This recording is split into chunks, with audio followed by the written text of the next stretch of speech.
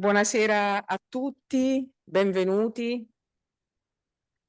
Questo incontro di studio dal titolo Stato di diritto, Stato d'assedio, l'Unione Europea di fronte a guerre, pandemie ed emergenze sociali, si svolgerà un po' in italiano, un po' in inglese, quindi diciamo mi scuso con entrambe le platee perché qualcuno di voi avrà qualche difficoltà aggiuntiva, però è anche l'esempio, il frutto di una collaborazione che appunto oltre a essere interdisciplinare vede anche la presenza di colleghi stranieri.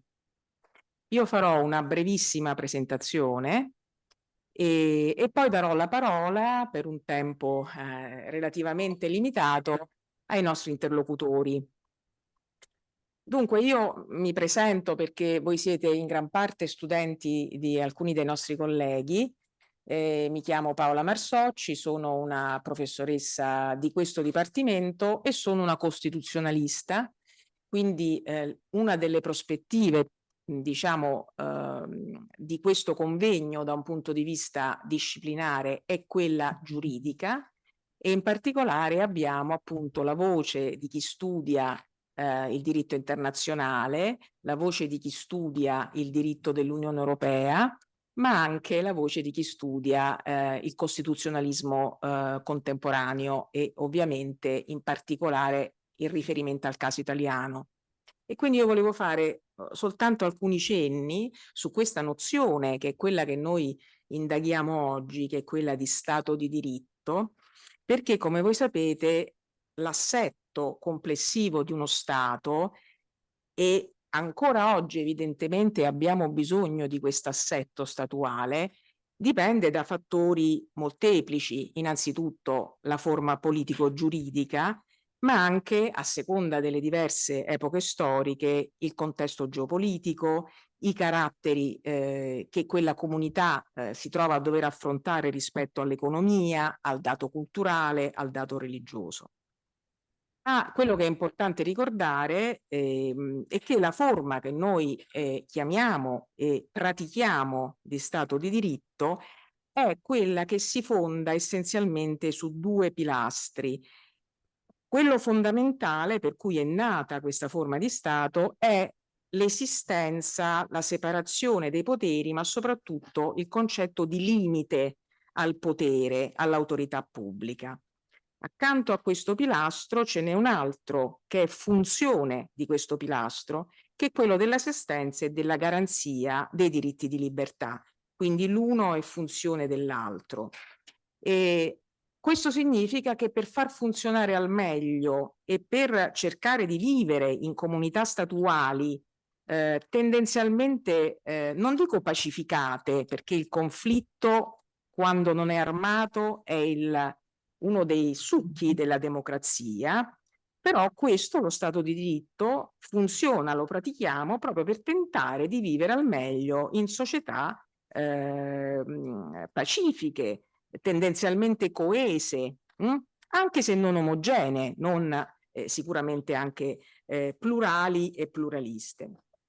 In sintesi si tratta proprio di porre dei limiti giuridici all'esercizio del potere in funzione della garanzia del diritto.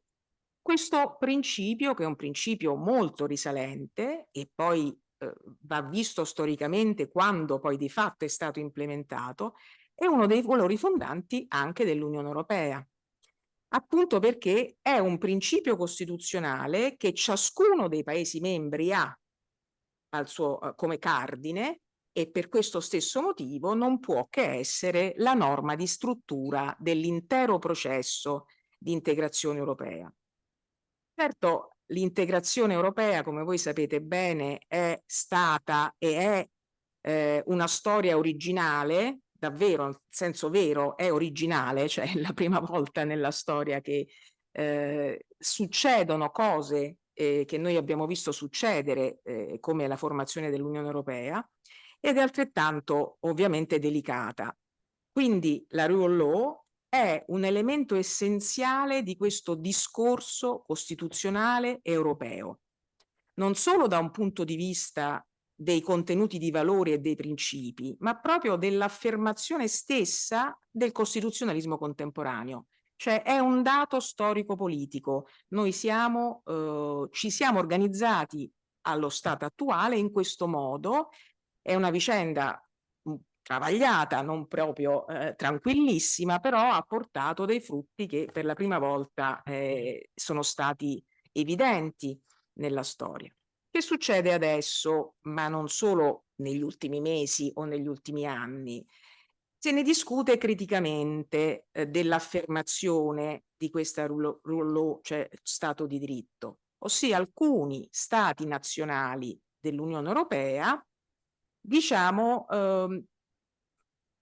propongono delle visioni che possiamo definire, certo è discutibile da alcuni, sovraniste, cioè accentuano il concetto di sovranità nazionale proprio nel tentativo di affermare la loro piena affermazione di Stato sovrano, e in questo modo entrano in contraddizione perché mettono in discussione proprio il fatto che noi siamo insieme per affermare insieme, ciascuno di noi e l'Unione Europea nella sua interezza, appunto questi principi, quello dello Stato di diritto.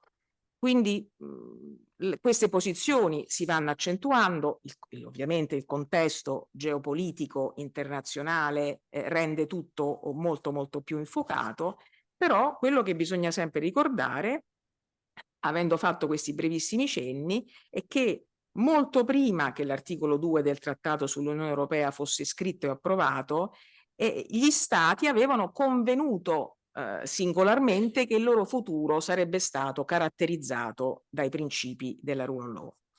Lo hanno fatto ovviamente anche sottoscrivendo, appartenendo ad altre forme istituzionali, pensate al Consiglio d'Europa, alla Convenzione Europea dei diritti dell'uomo e delle libertà fondamentali. E vengo al punto dicendo che una delle tematiche, non l'esclusiva tematica, oggi sarà trattata, che sarà trattata oggi, fa anche riferimento a come questo dibattito in corso abbia un impatto sugli interessi finanziari dell'Unione. Nel senso che si tratta di uno dei punti di discussione più delicata. Il diritto dell'Unione Europea sancisce che il rispetto dello Stato di diritto è fondamentale per la sana gestione finanziaria del bilancio dell'Unione e per l'uso efficace dei finanziamenti dell'Unione, e quindi a partire dal 21 ha in qualche modo introdotto dei meccanismi di condizionalità vincolando l'utilizzo di questo bilancio pubblico. E questo sistema un po' ha ovviamente esacerbato le posizioni difensive di alcuni degli stati. Quindi di questo andremo a parlare. L'ultima cosa che vi dico è che questo è la conclusione, perlomeno la conclusione in pubblico, di un progetto di ricerca che è iniziato dal 2020, che è coordinato dalla collega Alessandra Mignolli e che ci vede tutti noi qui coinvolti. E a conclusione di questo percorso, a partire già dalla pubblicazione degli atti di questo convegno, ci saranno anche dei documenti scritti, quindi un libro che riporta il frutto di queste ricerche, e continueremo a confrontarci con questo metodo, che è un metodo non nuovissimo ma sempre molto efficace, del dialogo diciamo tra discipline diverse.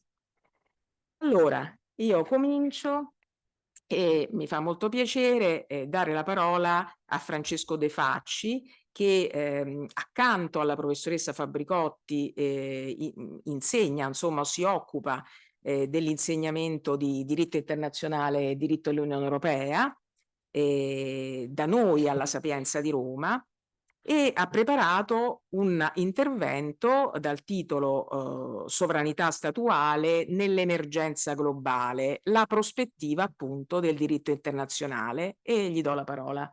Grazie. Can you hear me? Yeah. Thank you, everyone. Dear esteemed colleagues, dear all, it's an honor to be a speaker at this symposium. I would like to thank Professor Paola Marsocci for the kind introduction and Professor Alessandra Mignolli for the invitation.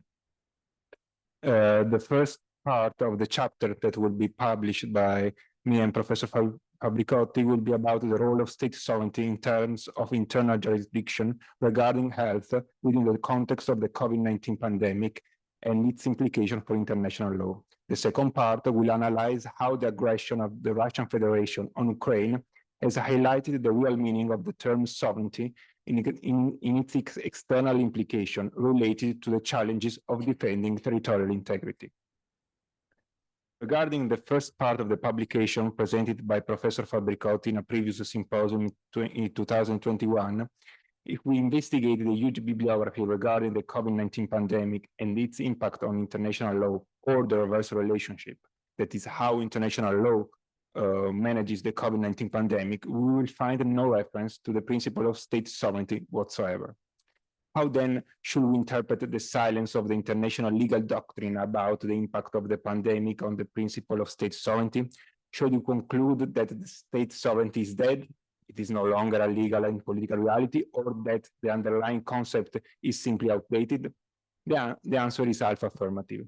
We all are aware that nowadays the scope of state sovereignty in the political realm, as well as in the legal discourse, looks strongly reduced compared to the Westphalian paradigm, especially regarding the aspect of sovereignty as internal jurisdiction. Many international norms impose constraint on internal sovereignty of recipient states, whether they relate to their jurisdiction, to adjudicate, enforce, or prescribe. An interesting example is the 2001 International Commission on Intervention and State Sovereignty report. In that document, sovereignty is no longer unlimited power from the state, but the responsibility to respect and protect the dignity and the fundamental rights of its citizens.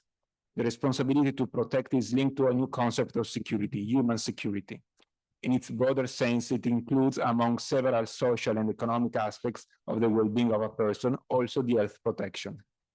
Using this concept as a reference for the analysis, it is obvious that cooperation is essential in this global health emergency as a tool for helping states deal with the issues affecting their citizens' lives. The role of international organizations like the WHO implies the possibility for these entities to set up a procedure in case the event of a disease amounts to a public health emergency of international concern, to the extent that it constitutes a public health risk to other states through the international spread of disease, as stated in the International Health Regulation 2005. The obligation arising from these regulations should be balanced to consider the principle of Article 3.4 of the regulation. It gives legal content to the terminology health sovereignty, which opposite to that of state sovereignty is a wording we can find widespread in doctrine and bibliography. Broadly speaking, health sovereignty means the ability to choose medicine and medical treatments that are socio-culturally and ecologically appropriate, thereby providing practical, reliable, and contextually relevant healthcare options. It looks equivalent to self-determination while applied to health. When the terminology health through sovereignty is used, the what is rather clear, but the who remains unspecified. Is it the state, the population, or the individual who is sovereign and capable of deciding? The principle enshrined in Article 3.4 assigns the sovereignty to the state. Taking into account the balance between state sovereignty and international cooperation, it is important to consider the text of the recent resolution of the Institut de Droit International of September 2021. The purpose of the resolution is to promote the progress of international law through its codification and its progressive development by setting down a sort of emergency plan in the event or risk of an epidemic or pandemic. There is much more to say about the impact of the COVID-19 pandemic on the principle of state sovereignty.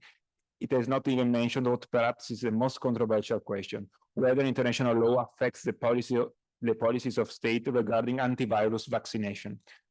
Professor Fabricotti will try to add this issue to the scientific publication. So far, Fabricotti's analysis leads to the following. Firstly, the COVID-19 pandemic has been qualified as a public health emergency of international concern. Such qualification has given rise to international obligation for states who have been burdened with the primary capacity and responsibility to prevent, reduce, and control the pandemic. This obligation merely consists of the exercise of due diligence when taking legislative, administrative, and judicial measures to counteract the pandemic. States are also bound to cooperate among themselves and within international organizations. the international obligation of the World Health Organization and other international organizations potentially involved to display an international coordination consisting of receiving and disseminating early warning of new epidemics outbreaks, disclosure of information on the evolution of the pandemic, etc. In our view, there is a paradox. On the one hand, the state is the victim or the object of the COVID-19 pandemic, together with the individuals and the communities. On the other hand, it is the state that displays the main capacity, authority, and who bears the primary responsibility in the global fight against the pandemic. This is quite an unusual legal situation. In times of the COVID-19 pandemic, the tension between state sovereignty and international law undergoes a turnaround. The state is regaining pieces of sovereignty, authority, jurisdiction, while multilateralism and globalization remain at the margins of the world scene. For the second part of the publication related to the conflict in Ukraine, the importance of sovereignty on its external aspect linked to territorial integrity, political independence, and transboundary relation has regained a relevant meaning based on the aggression perpetrated by Russian Federation against Ukraine. Indeed, the Ukrainian war reinforced and strengthened the international order rather than undermining it. As a result of the strong international response, the prohibition on the use of armed force against a sovereign state and the forceful acquisition of territory has been unequivocally reaffirmed. Allies and partnerships that have been dormant and decaying have been revived. The international community is mobilized in unprecedented ways to provide solutions for Ukrainian refugees. There have been significant steps taken by both public and private actors to stem Russian disinformation. Its foreign policy propaganda shows a dual approach to state sovereignty. Outside the former Soviet region, it uses a Westphalian model of sovereignty, while within it, it uses a post-Soviet model. So the research question based on the involvement of this conflict is, to what extent is it possible to protect and reinvigorate the state sovereignty principle in the case of war, especially when a UN Security Council permanent member is involved? Based on the award of the Permanent Court of Arbitration in the case Island of Palmas, sovereignty in the relation between states signifies independence. Independence in regard to a portion of the globe is the right to exercise therein, to the exclusion of any other state, the function of a state. In fact, in international law, taking into account the urge to regulate and preserve the Westphalian principle of territorial sovereignty, there is the existence of norms that have an imperative nature, namely jus cogens, meaning that they cannot be waived or derogated by treaties or customary norms. Otherwise, these last ones are considered null and void. Among the jus cogens norm, there is the prohibition of aggressive use of force against another state. The notion of jus cogens is also linked to the obligation of states erga omnes. In fact, given the importance of the rights involved, all states can be held to have a legal interest in their protection. They are obligation erga omnes. So the violation of an imperative norm implies a serious illegal international conduct toward the international community, and not only toward the states or the states directly affected by the violation, as it usually happens for ordinary illegal conducts. The prohibition of aggression is also present in a treaty as a norm, Article 2.4 of the UN Charter, that explicitly states that all members shall refrain in their international relations from the threat or use of force against the territorial integrity or political independence of any state, or in any other manner inconsistent with the purposes of the United Nations. Based on that legal reasoning, and as a response to a violation of a jus cogens norm and to Article 2.4 of the UN Charter, is it possible for the state victim of an aggression, as defined in Article 1 of the UNGA Resolution of 3314/1974, to proceed in self-defense under Article 51 of the UN Charter in response to an armed attack?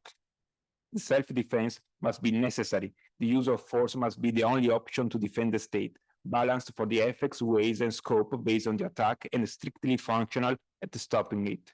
It's open to discussion if the use by Ukraine of drone attacks toward Russian civilian buildings can be a full application of the principle of self-defense, as it does not involve the strict protection of the territorial integrity of the state. The idea of proportional self-defense implies the urge to avert the escalation of armed conflicts, which is the opposite of what is happening in Ukraine. On the other hand, we have to always stress and reaffirm the principle of sovereignty and the jus cogens norms about self-defense, by having the possibility for other states of the international community to provide collective self-defense to Ukrainians. In fact, one or more states can act to help the state victim of the attack to defend itself in derogation of the norm prohibiting the use of force. This comes as a fallback from the inaction of the UN Security Council, unable, due to the veto power of the Russian Federation, to resolve and halt the full-scale invasion of Ukraine. In the Ukrainian crisis, the United Nations has shown its weaknesses, especially its inability to resolve conflicts in which the permanent members of the Security Council are involved. In cases when the Security Council, due to a lack of unanimity among its permanent members, fails to maintain international peace and security, the General Assembly has the possibility, based on the Uniting for Peace resolution, to consider the matter immediately and make appropriate recommendation to members for collective measures, including, in the case of a breach of the peace or act of aggression, the use of armed force when necessary to maintain or restore international peace and security. Unfortunately, based on the facts on the ground and due to the non-binding nature of UNGA resolution, collective security arrangements have failed under international law. Since Russia is the world's most significant nuclear power, it has been able to invade and continue to wage war in Ukraine with impunity. In contrast, the Ukrainian legal counterattack has put Russia on the defensive. Not only did Moscow not show up to challenge Ukraine at the ICJ, where Russia is facing a legal dispute over its claim of an alleged genocide carried out by Ukrainians in the Donetsk and Lubiansk region, but also it also failed to respond to the announcement of the ICC, the International Criminal Court prosecutor, opening a war crimes investigation for the unlawful deportation of children from occupied Ukraine to the Russian Federation. In addition to having Russia expelled from the Council of Europe, Ukraine has also brought a lawsuit against Russia before the European Court of Human Rights, seeking interim measures in response to massive human rights violations being committed by the Russian troops in the course of the military aggression. The court ruled in favor of the request and recommended Russia refrain from military attacks against civilians and civilian objects in accordance with humanitarian law. A number of rights are allegedly violated in the case, including the right to life, the prohibition of torture, slavery, and forced labor. In accordance with the extradition procedure, Russia remains bound by the court until 16 September 2022. Russian Federation violation that occurred before this date remains subject to the hearing by the court. On the other side, Moscow did not justify the aggression on Ukraine by denying the validity of the ban enshrined in Article 2.4 of the UN Charter. On the contrary, Russia claimed acting under Article 51 of the UN Charter to protect the Russian nationals in Ukraine from acts of genocide perpetrated by the Ukrainian authorities. Secondly, the majority of non-Western countries maintain a neutral stance, almost agnostic. The first two UNGA votes had 35 abstention each, plus several absences, and the third vote had 32 abstention, with 2 former abstainers voting against it. The action of some governments were motivated by self-interest, as they did not wish to alienate Moscow or be seen as supporting a flagrant violation of the UN Charter. Additionally, non-Western countries are reluctant to get involved because they don't see the Russian invasion as uniquely evil. According to them, the invasion is no worse than other military efforts, such as the US-led intervention in Afghanistan after 9/11, the 2003 invasion of Iraq, the NATO operation in Kosovo and Libya. A major aspect of the 2003 invasion was Washington circumventing the UN Security Council and violating Iraqi sovereignty based on the false assumption that Saddam Hussein had retained weapons of mass destruction. Additionally, related to the news of these days, the occupation of Palestine's authority territories from Israel is seen from the global south as a proof of the double standards of the West in applying international law related to occupied areas. All in all, what can be done to reach a consensus among the international community in stating the importance of persecuting the terrorist states who are using military force against the territorial integrity and the sovereignty of another state? To have an adjudicative system at the international level that is fair, appropriate, and independent to protect the territorial sovereignty of an independent state, it will be important that the spirit of Kampala would open the path to the action of regional organization and the International Criminal Court in pursuing international criminal charges against anyone and everywhere, including the crime of aggression, starting from the original provisions of the Rome Statute. As a second best option, the idea of an international tribunal for the war crimes in Ukraine must be based on a UNGA resolution and established by the UN, as it needs to represent the punitive will of the entire international community, and not only of the states part of the United for Justice coalition. An international tribunal not backed by the UN would be very much to the detriment of the International Criminal Court and its legitimacy towards the international community. Additionally, concrete more small steps can be taken toward the bigger objective of truly international tribunal. Customary international law could be also the basis for justice ministries in the 27 EU member states to prosecute Russian war criminals, in addition to the proceeding of the International Criminal Court regarding alleged Russian war crimes committed in Ukraine, taking advantage of the Eurojust and the joint investigation team probing alleged core international crimes committed in Ukraine.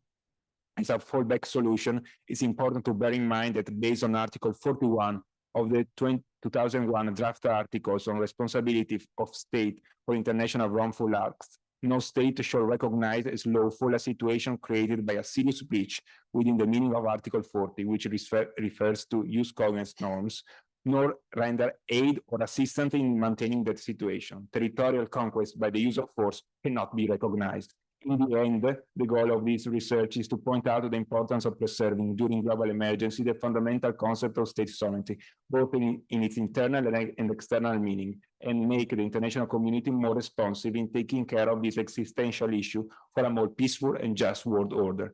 Thank you a lot for your attention and hoping to receive valuable feedback in this brainstorming phase. Thank you a lot. Tempi perfetti, grazie. E allora Francesco De Facci ci ha fatto entrare già nel vivo della questione, cioè ci ha spiegato le linee di ricerca che hanno adottato rispetto a come la sovranità statale si è adeguata ad alcune emergenze particolari che apparentemente non hanno molto in comune, tranne il fatto appunto di essere emergenze e in qualche maniera di mettere sotto stress sia il diritto interno che il diritto internazionale, che sono la pandemia Covid e la guerra, diciamo, l'attacco della Russia alla sovranità nazionale ucraina. Lo ringrazio molto e tramite lui ringrazio anche la collega Fabbricotti e passo la parola al collega Mario Carta, che insegna presso sempre Sapienza Unitelma, però, e diritto all'Unione Europea. Sì, grazie. Il suo titolo è, scusami, Stato di diritto e allargamento dell'Unione Europea. Grazie alla professoressa Marsocci per l'introduzione, ringrazio anch'io la professoressa Mignolli per l'organizzazione di questo interessante seminario che appunto si inserisce nella ricerca che ormai stiamo portando avanti qualche tempo relativa appunto alle questioni che vengono sollevate dalla nozione di Stato di diritto nei diversi ambiti, quindi non solo nell'ambito della pandemia, ma anche in relazione a tutta una serie di contesti dove questa nozione viene appunto sottoposta a delle tensioni e alcune volte anche a delle torsioni, devo dire la verità. Il contesto del quale mi occuperò e sul quale stiamo conducendo una ricerca, per cui si tratta di condividere delle soluzioni e delle riflessioni parziali, quindi semplicemente delle tendenze, è relativo all'applicazione della nozione di Stato di diritto nel processo di allargamento dell'Unione Europea. Sono grato dell'introduzione della professoressa Marsocci perché in qualche maniera non ci eravamo messi d'accordo, però individua una linea di sviluppo molto importante della nozione di Stato di diritto, che è l'assunzione graduale, almeno a mio avviso, di una dimensione costituzionale nel processo di integrazione europea. Poi chiaramente si tratta di mettersi d'accordo su cosa si intende per dimensione costituzionale e quindi diciamo arriveremo alla tematica ben più importante della definizione della natura giuridica dell'Unione Europea, che è sicuramente un percorso originale, però diciamo anche definirlo un ente sui generis potrebbe essere un modo per eludere il tema della natura giuridica dell'Unione Europea. Quindi in effetti sicuramente è un processo in fieri e la nozione di Stato di diritto a mio avviso segna un punto importante nell'acquisizione di questa dimensione costituzionale del processo di integrazione europea. Dobbiamo considerare, qui parlo agli studenti, che in realtà questa nozione è una nozione di recente acquisizione, una compiuta codificazione della nozione di Stato di diritto, con meccanismi anche sanzionatori, se non altro a livello politico, è stata prevista in maniera completa solo nel Trattato di Lisbona, potremmo dire. Quindi stiamo parlando di tempi abbastanza recenti, 2007 e 2009. E questo dato è importante anche perché per il tema appunto che vogliamo affrontare oggi e che affronteremo anche nei prossimi mesi come ambito di ricerca, perché questa nozione è una nozione che ha influenzato, almeno questa è l'ipotesi di ricerca, anche il processo di allargamento dell'Unione Europea. Diciamo così, essendo anche alla base forse di un rallentamento del processo di allargamento, se consideriamo soprattutto la tempistica che riguarda i paesi dell'area dei Balcani, che sono anni e anni che attendono di fare ingresso nell'Unione Europea, e la paragoniamo alla velocità, alla celerità con la quale invece si è realizzato il quinto allargamento, quindi quello relativo ai paesi dell'Europa centro-orientale in particolare, quando la nozione di Stato di diritto non era così consolidata e affermata nell'ambito dell'Unione Europea. Quindi l'ipotesi è che vi sia una relazione tra il rallentamento del processo di allargamento in atto, ad eccezione dell'Ucraina, come vedremo, che però qui ci sono delle ragioni geopolitiche ben precise, perché che sono alla base anche di altri atti che sono stati adottati. Pensiamo al meccanismo della protezione temporanea per quanto riguarda i rifugiati, che dal 2001 aspettava di essere attivato. È chiaro che si tratta di una nozione, di una risposta anche all'aggressione russa, quindi ci sono degli elementi di natura geopolitica che hanno portato ad accelerare il processo di adesione dell'Ucraina, a differenza di quanto accade, come abbiamo detto, nell'ambito dei paesi dell'area dei Balcani, dove invece sono parecchi anni che va avanti l'esame delle richieste di adesione, vanno avanti i negoziati con alterne vicende. E proprio, diciamo, lo studio che stiamo conducendo fa emergere come uno degli ostacoli principali nei negoziati che sono in atto come paesi dell'area dei Balcani sono proprio relativi al rispetto dello Stato di diritto. E che appunto una nozione, come abbiamo detto, tutto sommato abbastanza recente. Quindi c'è sicuramente un elemento di ritardo legato all'affermazione di questa nozione, che però è legato anche al fatto di considerare attentamente che tipo di nozione si è affermata nell'ambito del processo di integrazione europea. Perché? Perché in realtà sia la giurisprudenza della Corte di Giustizia, sia i documenti della Commissione, che si ispirano in questo in larga parte ai documenti del Consiglio d'Europa, hanno evidenziato e hanno chiarito come la nozione di Stato di diritto che viene adottata nel processo di integrazione europea sia una nozione di natura sostanziale.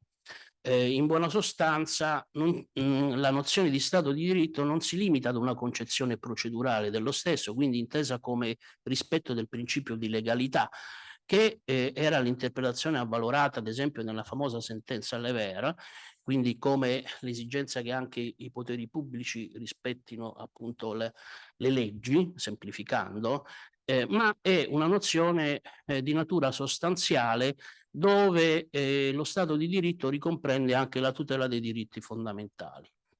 Quindi la tutela dei diritti fondamentali che diventa parte costitutiva dello Stato di diritto. E l'inserimento di questa, diciamo, della tutela dei diritti fondamentali all'interno dello Stato di diritto, se applicata al processo di allargamento, chiaramente produce, diciamo così, delle tensioni, perché, punto primo, lo Stato di diritto, grazie all'emersione nell'ambito del processo di integrazione, è stato poi considerato come uno dei criteri di Copenaghen da applicare nello screening relativo all'adesione dei nuovi paesi.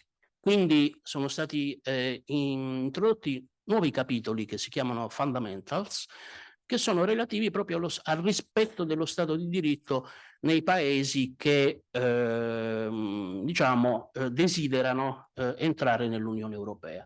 Quindi diventa un benchmark, diventa un elemento di valutazione dei progressi che vengono fatti in quei paesi ai fini dell'ingresso nell'Unione Europea. E quindi chiaramente si tratta di uno screening molto impegnativo, che ad esempio nel caso del Montenegro ha portato alla chiusura di tutta una serie di capitoli relativi al mercato interno, diciamo di natura i criteri di Copenaghen che definiamo di carattere economico e giuridico, ma ha lasciato aperti proprio i capitoli relativi alla tutela dello Stato di diritto. Quindi, pur essendo, diciamo così, conclusi positivamente i negoziati in relazione a tantissimi ambiti, il procedimento di adesione è stato sospeso proprio in ragione del mancato rispetto della tutela dello Stato di diritto. Quindi proiezione esterna dello Stato di diritto quale strumento di controllo e di valutazione dei progressi che vengono compiuti dai paesi che vogliono entrare nell'Unione Europea. Non solo, ma diciamo così che l'influenza che questa nozione svolge oramai nel processo di allargamento si può percepire anche in maniera chiara se andiamo a vedere l'ampiezza con la quale viene applicata. Perché? Perché prima lo Stato di diritto veniva considerato solo all'interno del criterio politico dei criteri di Copenaghen. Sappiamo che c'è un criterio anche economico, c'è un criterio giuridico funzionale. Ecco, la rilevanza dello Stato di diritto era limitata al rispetto del criterio politico nel processo di adesione. Quindi una nozione che definirei funzionale dello Stato di diritto, che rilevava nella misura in cui doveva garantire il funzionamento delle istituzioni e dell'amministrazione della giustizia. Quindi nozione funzionale. Ebbene, nel corso degli anni questo approccio si è modificato anche grazie alla giurisprudenza della Corte di Giustizia e all'emersione della nozione sostanziale e operativa che la nozione di diritto ha conosciuto all'interno del processo di integrazione europea.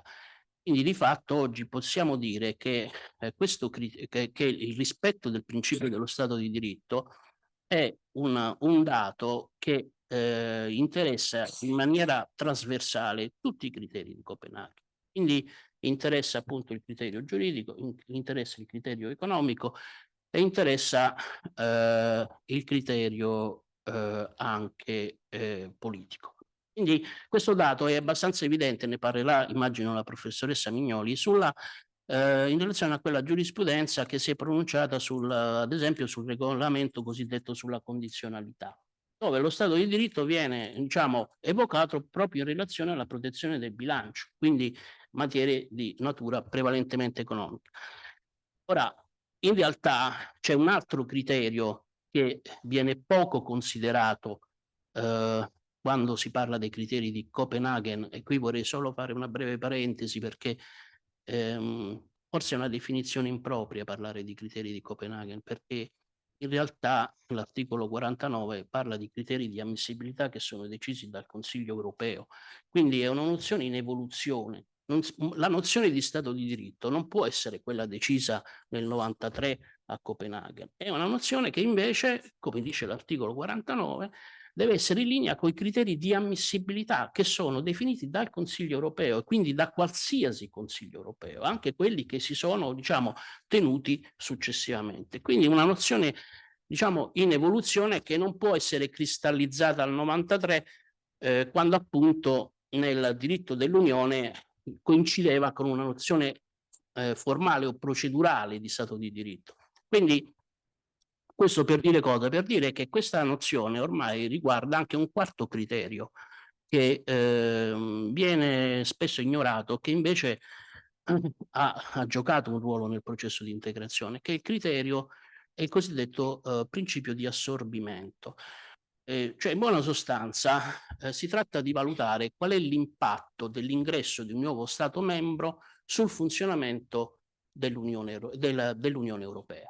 Quindi c'è una valutazione esterna del rispetto dei requisiti di Copenaghen, una condizionalità, come si dice, ex ante, quindi per capire se lo Stato risponde a questi requisiti, ma c'è anche una condizionalità ex post, cioè occorre anche verificare qual è l'impatto dell'ingresso di un nuovo Stato membro nell'Unione Europea e se l'Unione Europea è in grado di assorbire o integrare l'ingresso di un nuovo Stato membro. Quindi impatto ambientale, diciamo. una valutazione di impatto ambientale esattamente, che però riguarda la dimensione interna in questo caso. Ecco, il nostro, diciamo, piano di ricerca è volto proprio a mettere in luce come quando si parla di dimensione interna e quindi di capacità di assorbimento dell'Unione Europea, entra in gioco quella dimensione costituzionale di cui si parlava prima. Perché mentre, diciamo, verifichiamo il processo di adesione nella sua dimensione esterna, che cosa emerge? Che è un processo di adesione che si ispira a principi di matrice internazionalistica. Sono poi alla fine gli stati che debbono ratificare i trattati di adesione in base alle proprie norme costituzionali. Quando invece verifichiamo l'impatto e il criterio della nazione di diritto nella dimensione interna, che cosa dobbiamo ispirarci? Dobbiamo ispirarci a quella nozione di limite di cui si parlava prima. Cioè lo Stato di diritto, come principio di assorbimento, è il limite costituzionale alla capacità dell'Unione di integrare nuovi Stati membri. Cosa vuol dire questo? Vuol dire, come lo, diciamo concretamente, come facciamo a dare un contenuto? Beh, a mio avviso la tesi è che la dimensione costituzionale dello Stato di diritto, nella sua dimensione interna, come principio e come capacità di assorbimento di nuovi Stati membri, risiede nel rispetto della reciproca fiducia. La reciproca fiducia è alla base del funzionamento del mercato interno e alla base del funzionamento dello spazio di libertà, sicurezza e giustizia, e significa che gli Stati membri rispettano i valori di cui all'articolo 2 del trattato, tra cui appunto lo Stato di diritto, ma che anche, diciamo, anche gli altri Stati membri si impegnano a condividere e a rispettare i valori dello Stato di diritto contenuto appunto nell'articolo 2. C'è una reciproca fiducia, una presunzione del rispetto dei principi dello Stato di diritto che consente ad esempio la libera circolazione delle sentenze, consente la libera circolazione delle merci, delle persone, proprio appunto in quanto gli Stati confidano nel rispetto dei principi e dei valori di cui all'articolo 2. Quindi l'ingresso di uno Stato che non è in grado di garantire questo standard comune di tutela dello Stato di diritto potrebbe rappresentare un limite all'applicazione del principio della reciproca fiducia e quindi anche un limite alla libera circolazione delle persone, dei servizi, dei capitali, se la vogliamo applicare nell'ambito del mercato interno come nozione. Quindi in buona sostanza questa nozione di Stato di diritto dal punto di vista della integrazione e della dimensione interna assume una valenza costituzionale proprio perché è alla base dell'applicazione della reciproca fiducia che ispira la condotta degli Stati membri dell'Unione Europea. L'ingresso di un nuovo Stato membro che non rispettasse questi elementi costituirebbe un vulnus ad una reciproca fiducia, ad una presunzione nel rispetto dei principi dello Stato di diritto, che, attenzione, non è una presunzione assoluta. La Corte di Giustizia l'ha detto che in circostanze eccezionali ci possono essere anche delle deroghe a questo principio, però sono circostanze eccezionali. Quindi, diciamo così, la verifica che siamo chiamati a fare è una verifica che contempla anche un'applicazione di questo principio dell'assorbimento che ad esempio è stato codificato nel Consiglio, è stato richiamato nuovamente nel Consiglio europeo che ha deciso di esaminare la richiesta di adesione dell'Ucraina. È un richiamo preciso alla capacità di assorbimento dell'Unione Europea. Quindi occorre, diciamo, verificare anche se questa fast track procedure che è stata adottata poi dal punto di vista interno consenta, una volta che l'Ucraina è nell'Unione Europea, consenta il rispetto di questi parametri, anche perché, e qui evochiamo, poi chiudo, il famoso dilemma di Copenaghen. Quello che si dice in genere è che l'Unione Europea ha degli strumenti molto validi per far rispettare il diritto dell'Unione quando si tratta dell'ingresso di paesi terzi. Qual è la leva fondamentale? Non si entra fin quando non si rispettano questi principi. Ma una volta che lo Stato è membro dell'Unione Europea, gli strumenti per intervenire su quelle che sono le violazioni a carattere sistematico e strutturali in realtà sono molto deboli. Abbiamo la procedura ex articolo 7 che è stata attivata nei confronti dell'Ungheria e della Polonia, che è praticamente quiescente da mesi. Non sappiamo a che punto sta. Abbiamo un impasse a livello di organi intergovernativi che chiaramente non riescono a decidere come procedere. Perché? Perché sono richieste delle maggioranze molto alte, in alcuni casi anche l'unanimità, non c'è il consenso politico sul come procedere e quindi in realtà poi è la Corte di Giustizia che svolge un ruolo di supplenza in questi casi con le sentenze che vengono adottate all'esito di rinvii pregiudiziali o di procedure di infrazione che ha messo appunto in luce questa poi debolezza del sistema. L'unica forse, e qui chiudo veramente, l'unico elemento di novità che è stato introdotto sempre a livello giurisdizionale, che a mio avviso è una proiezione giurisdizionale del criterio dell'assorbimento, è già rappresentato dal riconoscimento da parte della Corte di una clausola di non regressione. Cosa vuol dire? Vuol dire che lo Stato che è entrato nell'Unione non può, diciamo, tornare indietro rispetto ai quegli standard che ha garantito al momento dell'adesione. Ci sono degli stati appunto che avevano le carte in regola al momento dell'ingresso, ma poi una volta entrati hanno introdotto delle riforme a carattere legislativo, soprattutto nei confronti del sistema giudiziario, dell'indipendenza dei giudici, che appunto hanno disallineato, diciamo così, quei sistemi agli standard previsti dall'Unione Europea. Ebbene, la Corte di Giustizia ha detto che la clausola di non regressione, intesa in senso evolutivo e continuativo, cioè deve essere appunto un rispetto dello Stato di diritto garantito non solo al momento dell'ingresso ma anche successivamente, diciamo, stabilito che è un criterio a carattere giurisdizionale che potrebbe essere in futuro utilizzato anche nei confronti degli stati che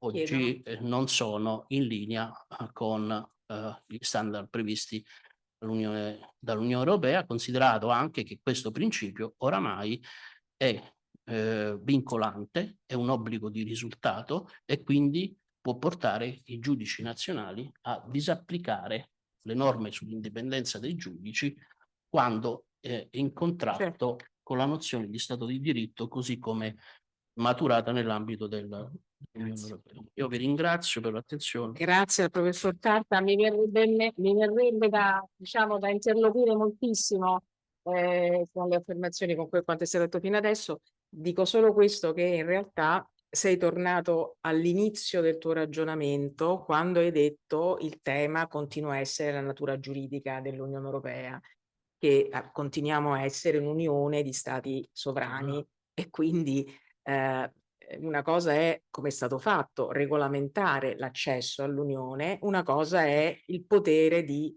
determinare, controllare, valutare quello che poi continua legittimamente, ovviamente poi può essere commentato politicamente e giuridicamente, continua legittimamente a essere nei poteri dello Stato sovrano e quindi determinare nuovi equilibri anche costituzionali che a noi possono sembrare delicati o insomma non auspicabili, no? Se uno osserva altri paesi, correttamente o meno, ecco. E quindi sei tornato proprio al nodo fondamentale che è il nodo, mi sembra di poter dire. Grazie tantissime. Allora, Daniel Pommier di nuovo qui con noi, lui si occupa, è studioso ricercatore di sociologia dei processi politici, ora è all'Università di Perugia e il titolo della sua relazione, che sarà in inglese, è Unione Europea, Stato di diritto e confini nello spazio post-sovietico dell'Ucraina, dall'Ucraina al Caucaso. Grazie Daniel. Grazie professoressa, grazie collega. Quanti minuti ho? Sempre 15, che poi possono diventare 17. Thank you so much. So, you know, you are almost of you are students of Professor Mignolli, so you are attending the course in cooperation, international cooperation. So, for sure, you know the historic origin of the European Union. The European Union had a different name before 1992, 1993. Before the Maastricht Treaty, it was the European Economic Community, then only European Community, and then European Union as we know today. Why then? What happened when the EC or EEC changed into European Union? Changed in something going beyond the economic integration and involving also political cooperation and political integration. I'm sure that you students know the answer. It was the dissolution of the Soviet Union. A gigantic event, a major event occurred, I'd say, between 1988, 89 and 1991, 92,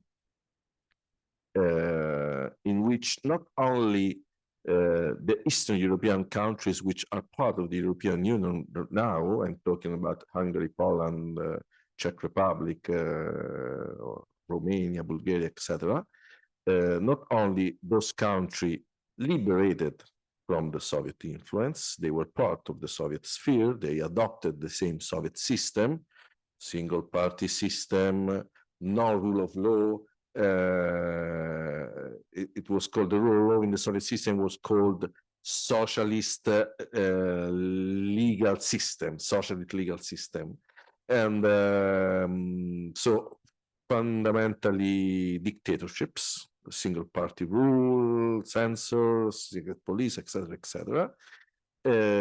So not only those countries liberated, but Soviet Union itself liberated from that system. Then the troubles started. Only a small fractions of the former Soviet republics, you know, Soviet Union was a confederation of republics, namely formally independent or semi-independent. So only a small fractions of those countries, the former Soviet countries, I'm talking of, you know, the Soviet Union dissolution brought the rise of 15 new states, 15. 15 as a new state, I mean a state internationally recognized by the United Nations, the only body legitimate to recognize sovereignty of a state. So only 3 countries out of 15 were able to join directly the Soviet Union, the European Union. Of course, I'm talking about the 3 Baltic states. And now, since the last crisis in 2022, as Professor Carta mentioned and my colleague mentioned before, also Moldova and Ukraine have been accepted as would-be members, as tentative members of the European Union. So when the 15 former Soviet Republic separated, they established a legal agreement. This legal agreement was very easy. The internal borders among these 15 states, these 15 republics, the internal border with the Soviet Union, the borders differentiating Russia from Georgia, Latvia from Belarus, etc., would be the same borders of the new 15 states. So 15 Soviet republics, 15 new states. And anytime this principle has been violated by different actors, mainly Russia or Armenia or separatist forces in Georgia or Moldova, anytime this principle of territorial integrity, of mutual recognition has been violated, then there was a war in the post-Soviet space. So, European Union, so we had many wars from 1992 to 2022. So 30 years of conflicts. The European Union remained quite indifferent and sensitive to those conflicts. It didn't do very much beyond humanitarian assistance or sheer criticism of what's going on in those wars. Everything changed about after 22 February 2022. So my question is, since we are dealing with the rule of law, is the violation of the rule of law, of the absence of the rule of law, has anything to do with the reaction of the European Union? Because the European Union, you know, for the first time in its history, reacted so strongly and so in a very comprehensive way against the Russian invasion. Major sanctions were imposed to not only to Russian individuals, but also to Russian financial institutions. The Russian banking system was excluded from the SWIFT, the international financial messaging system. You cannot fly anymore to Moscow directly. There was a ban of the buying of oil from Russia and a severe oil cap.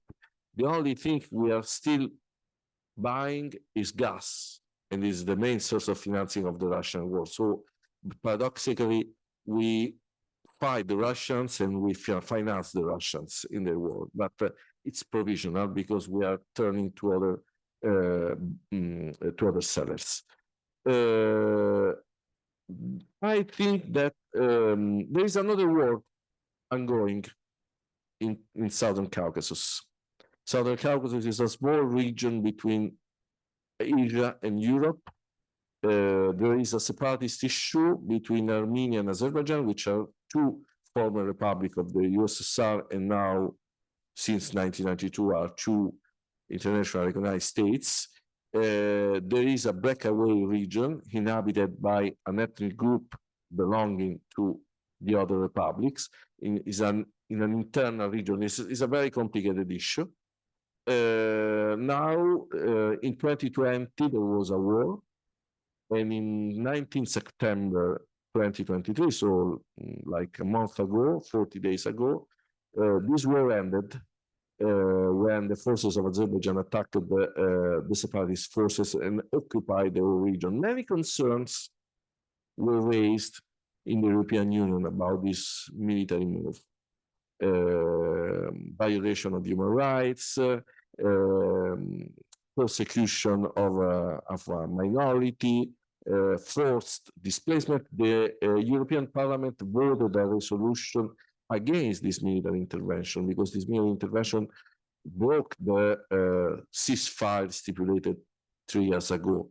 This ceasefire would have lasted for more than 2 years. So he anticipated the hostilities of 2 wars and mostly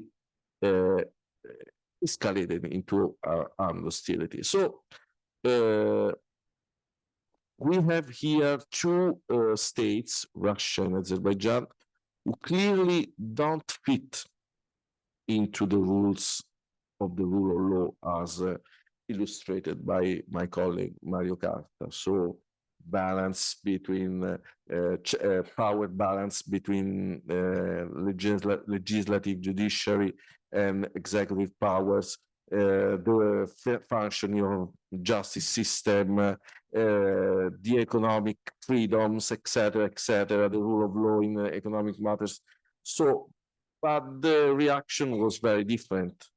In the case of European Union, in the case of Russia, was very harsh, very direct, very strong, very offensive against Russia. Russia was heavily punished by the European Union. It never happened that a reaction was so strong and so comprehensive in the 30 years of existence, I would say 53, 70 years of existence of the European integration. No reaction was so strong.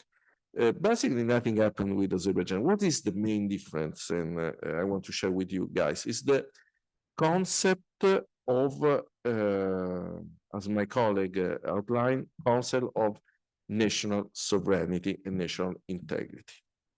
So, so I will ask my colleagues, Mario, does the concept of national integrity fits into rule of law, or rule of law it's only about the domestic functioning of a society? Because I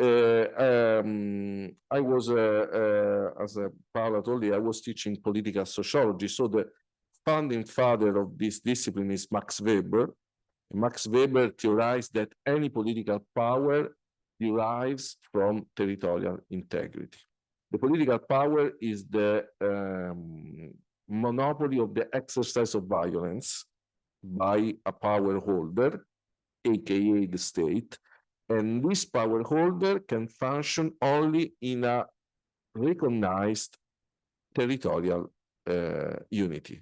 So without any territorial unity or recognition of borders, internationally recognized, we cannot have the existence of any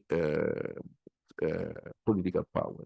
So I think the differentiation of responses in the 2 crises mainly comes from the fact that Russia is invading a country that she already recognized as such. Remember, I told you the internal recognition, the mutual recognition among the 15 republics. While Azerbaijan in Caucasus, while it's doing troubles on the respect of human rights, would say, is acting within its own borders. So this is a main difference, because I think that more than the very threat to the future, more than the respect of rule of law, which, as Mario illustrated, has become much more sophisticated, legally speaking, but the main threat would be separatism.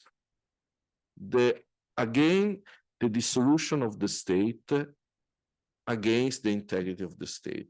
We saw it in Spain. We look in this in Russia, in Ukraine. The war in Ukraine is basically a revolution of a separatist war from Donbass and Luhansk. We saw in Azerbaijan and Armenia. So separatism is still a threat, is still a problem, is still there is a still legal and political bulwark of states either European Union or the US or any states against the possible trap of the dissolution of the state, that which overcomes the worrying about the rule of law and the domestic internal functioning of the states. Okay, I'm done. Thank you. Adesso abbiamo il collega Alessandro Vagnini, e allora il collega insegna storia delle relazioni internazionali nella nostra facoltà, nel Dipartimento di Scienze Politiche qui a Sapienza. E il suo intervento si intitola Stato di diritto e sicurezza, le sfide internazionali dell'Unione Europea. Prego Alessandro Vagnini. Grazie per avermi coinvolto in questa attività quotidiana. Allora, parlerò in inglese anche a beneficio dei nostri studenti del corso in lingua inglese. So, the title is Rule of Law and Security, the EU's International Challenges. When I was requested to think about a subject for this day, I was struggling actually at first in order to find something that could put in connection the rule of law or human rights, or generally speaking, international law with the international system for what it concerns history, security, and think about the European Union challenges that could affect the EU strategy.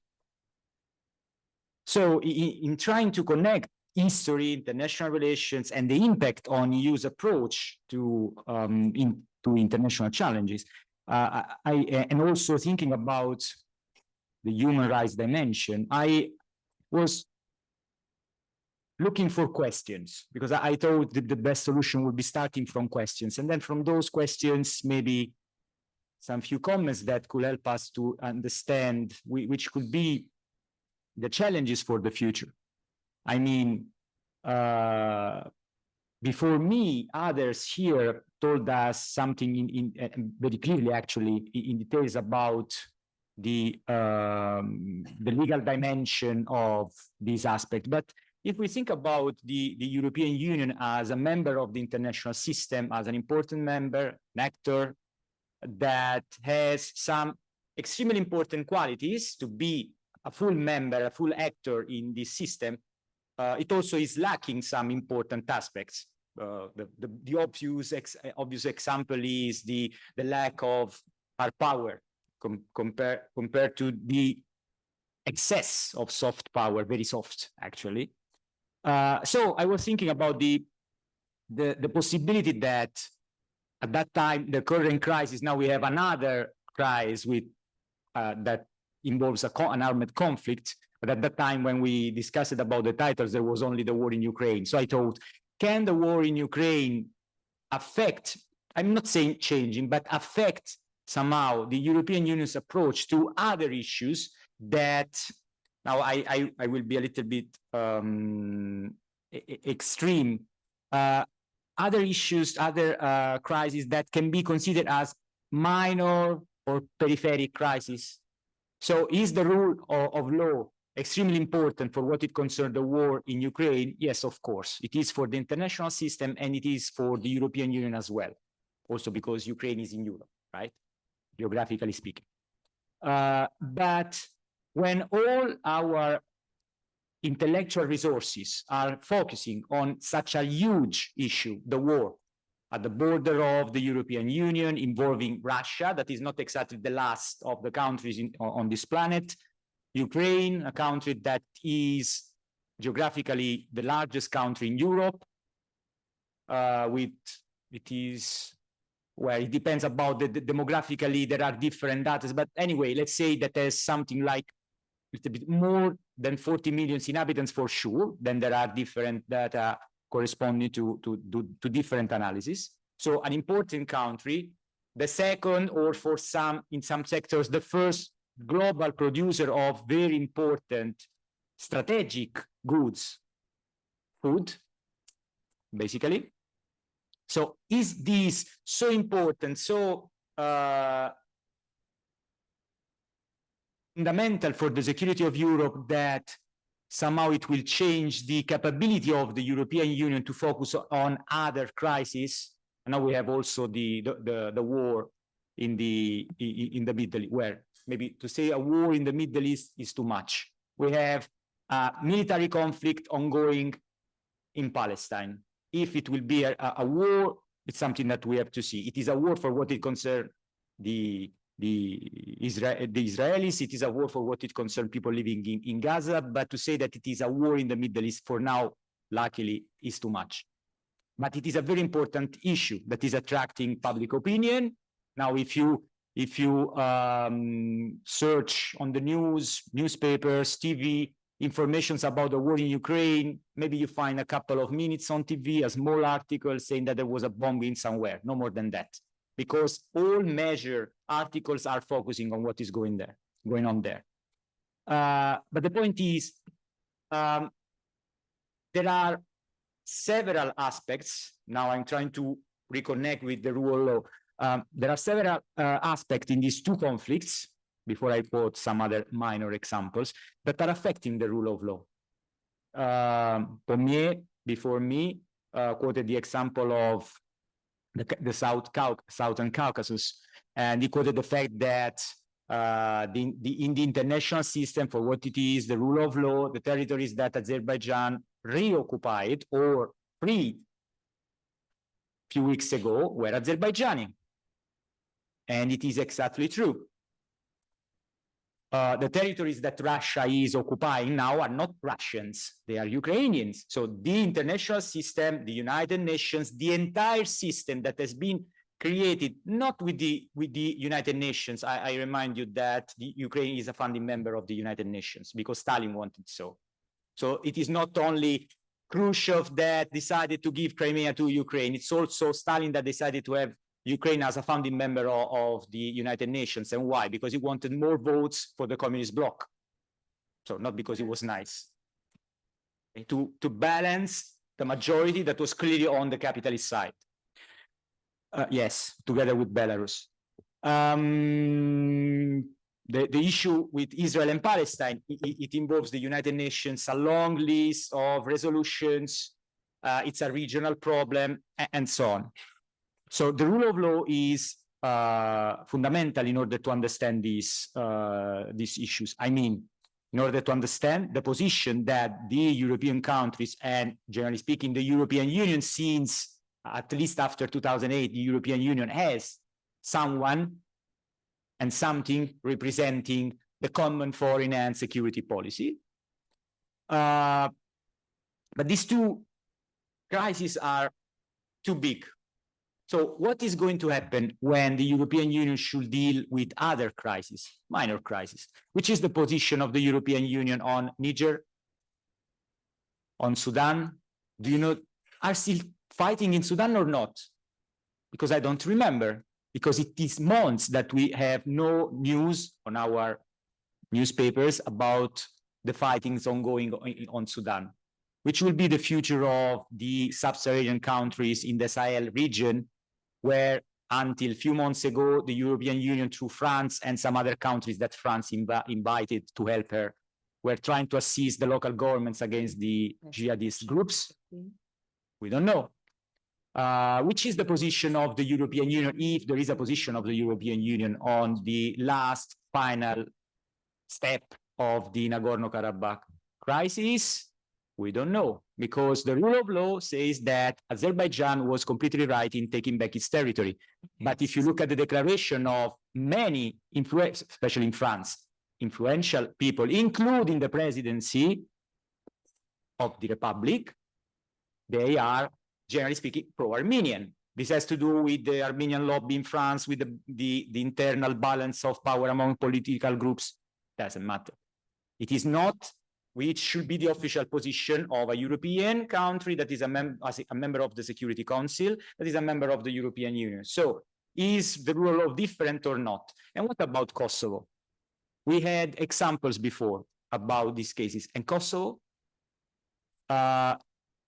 you know that for Russia, Kosovo was a very important moment that gave them the opportunity to present to the public opinion home and to try to do the same for the global public opinion, the fact that what they were going to do in Donetsk and Luhansk was not different from what the many members, not all of them, of the Western Bloc, if we can use this name, did for Kosovo. If Kosovo can be independent from Serbia, why the other regions cannot be independent from Ukraine? That was a problem. Not surprisingly, many European countries did not recognize independence of Kosovo. Spain, Romania, why? Because they have their own problems with possible separatist groups. So if they allow this to happen, recognizing it officially, then someone else could recognize Catalans, the Hungarians, and so on and so on and so on. So which are these challenges that the European Union is going to face, starting with this and from this huge crisis? They are related to many other issues in Africa, in Europe itself, not to mention China. What will happen if tomorrow China decides to take Taiwan? Historically speaking, I can tell you the People's Republic of China has no right to say that Taiwan is part of China, because Taiwan was on the island of Taiwan was under Chinese rule, real rule, for a very small period. It was treated as a kind of colony with a couple of functionaries that were administering a large, compared to the Chinese, indigenous population, never exiting from the cities. So what is that? For a longer period, but not so long, it was officially recognized as part of China. But the island, the culture, the state, the identity of the island was made of different things. The Japanese, first of all, extremely important. The Chinese immigrants there that were coming from minorities from southern China. So not exactly moving there because they love China, but because the possibility of living in China were not so good. And finally, the Chinese Han, but they came when the Civil War was over. So they were against the People's Republic of China because they were the nationalist forces. And this is, among the other, there was the Cold War at that time. And so the European countries that were on the American side recognized Taiwan or the Republic of China as the legitimate representative of the whole of China for 30 years. Then the United States needed Chinese support from Beijing to end the war in Vietnam. So they started to establish official relations with Beijing. To do so, they needed to forget officially, but only officially, not in practice, about Taiwan. And all the other countries did exactly the same thing because they needed to have good relations with the Chinese mainland. But this is the rule of law level. The practical level is that each of our country has relations with Taiwan. So what will happen in that situation? Will the rule of law saying that territory is China dictate the rhythm and the path of European approach to the issue, or the practical one? We are on the American side, we don't like the regime in China, and so on and so on and so on. These are serious things that you can see how important they are if you just look at the fact that before first the British, then the French and the Italians and the Germans, they are sending ships in the Pacific. 1, 2, a small cruise just to show that they exist, to make a little bit of advertising for their companies, for sure, but to demonstrate that they are interested in the region and to show to the United States that they will be ready to help them, and also to Japan and South Korea. So it's an important and big strategy. But as you see, it is true for Kosovo, for China, for Ukraine, for the Southern Caucasus. It is true for Palestine and for other countries. Not in all cases, what is officially stated by the rule of law, the international regulations, the United Nations, and so on, is corresponding to reality on the ground, to effective decisions that have been made and that could come in the future from the European Union. And why is this a challenge? Well, this can be a challenge for every international actor, so for the United States as well as for Switzerland. But there is a point here. The United States are a normal country. So they take decisions, they take the responsibility, I hope, of their decisions, and they pay if they are mistaken. The European Union is a different kind of entity. And it is made by many actors. So you have the national level and the European Union level. And it is harder to take decisions. The process is slow compared to that of a normal country. And this is the evidence of everyday policy. Not all the European countries have the same position of very important issues. Not to mention the reaction of public opinion on sensitive things as Palestine, Israel, and so on. So now, in order to conclude, I was making some points when I was listening and the others, and I would like to conclude with one question. That is, will the rule of law remain the main concern for the EU's foreign and security policy, or at some point will the realist approach affect and, say this in a very provocative approach, wake up Europe? That I think is an interesting question that I don't think I will see the answer soon, but it's an interesting question. And the last thing, to reconnect to what has been said before, some point it has been quoted many small crises. But if you look from the distance, you will see that some of these small crises were originating in Russia.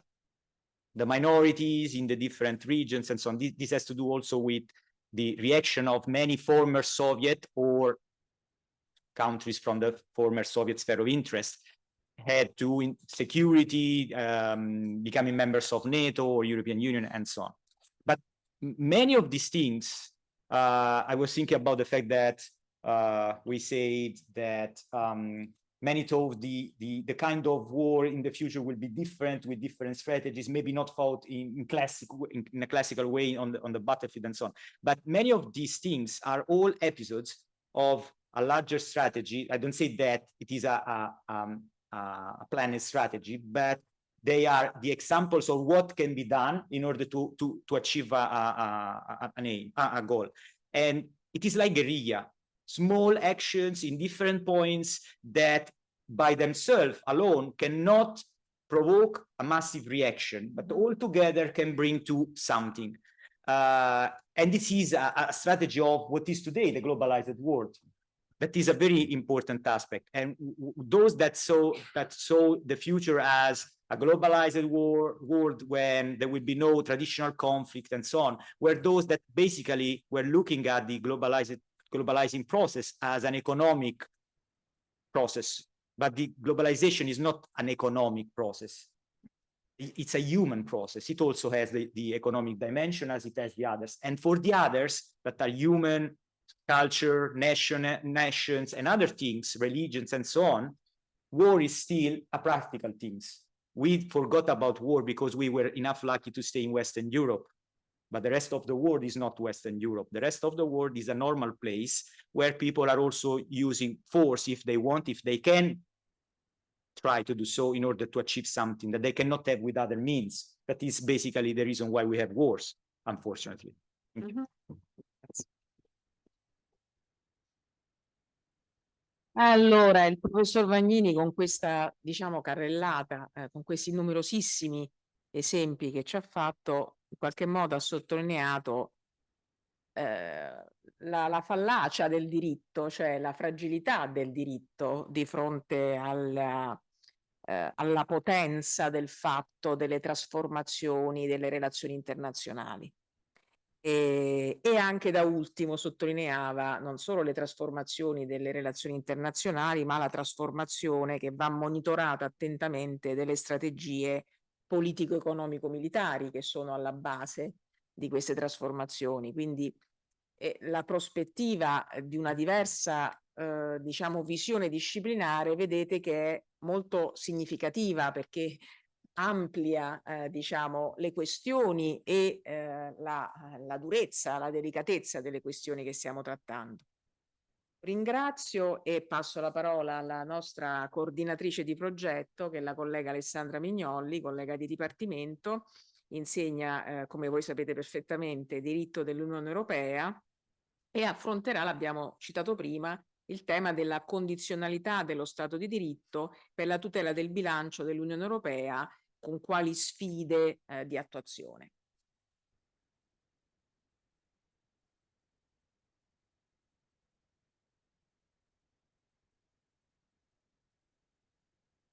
And thank you, all you colleagues, for joining in this adventure of this research project, which started during the pandemic. So we were just at home in a lockdown and started discussing how we could do something to address all the issues that thought were rising during the pandemic. So now we're here 2 years after the first meeting we had, and I have the same topic as last time, because many things have happened after that. So like a TV series, I just will have to do a short recap of the first episode and then go on with this chronicle of what happened since. So what happened? In December 2020, the union's legislators passed the regulation on the protection of the union's budget in case of breaches of rule of law principles by member states. That is the conditionality regulation. But then this legislation on rule of law conditionality was completed. There were other pieces of legislation that were adopted 1 year later in December 2021, which were 2 other regulations. One, the regulation that introduced the Recovery and Resilience Fund, you know, this big financial program for the recovery of the European economy after the pandemic crisis. The second one was a revision of an old regulation, which is called the Common Provisions Regulation. What is this Common Provisions Regulation? It is a regulation that provides common provisions for managing all the other EU funds, not the Cohesion Fund and the Development Funds and all the other funds that are made available to the member states by the EU budget. We will get back to this, but remember that the sources for managing the EU funding, the EU budget, are 3 at this point. So the conditionality regulation, the recovery fund regulation, and the common provision regulation. The story of the adoption of this 2020 regulation on conditionality was quite, difficult and controversial.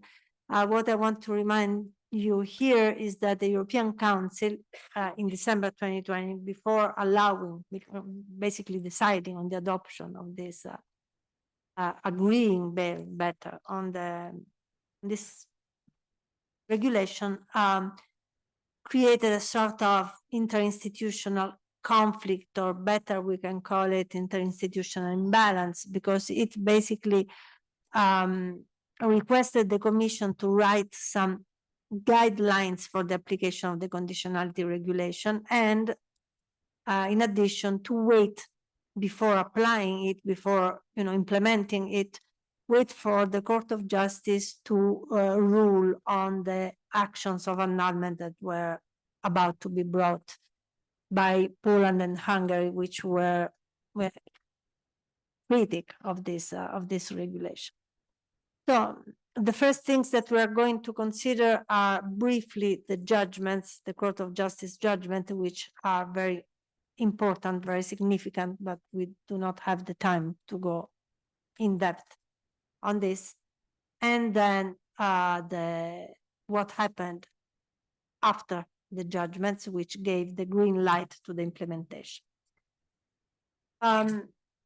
So the ECJ judgments were started by, the cases were started by Hungary and Poland, and were aimed at the annulment of the conditionality regulation. And they were decided by the Court of Justice, by the plenary of the Court of Justice, under the expedited procedure as requested by the European Parliament, in order to have past the possibility of implementing the regulation. So the court rejected all the pleas for invalidity that had been brought by the two applicant states and dismissed the case, thus opening the way to the implementation of the regulation. So we cannot go through all the arguments that were expressed by the court because, as I said, it's a very complex, they are very complex judgments, but we have to highlight the most important elements in these two landmark rulings because they address the position of the values in the legal system of the EU. No, we have Professor Carta and all the other colleagues have addressed this issue of the values in the legal system of the EU, which bring us back to the legal nature of the EU. So since in these rulings, these elements appear, it is the case to say at least something about them. But the two twin rulings, although they are different twins because there are many differences in the applicants' pleas and arguments, address many points, as you can imagine.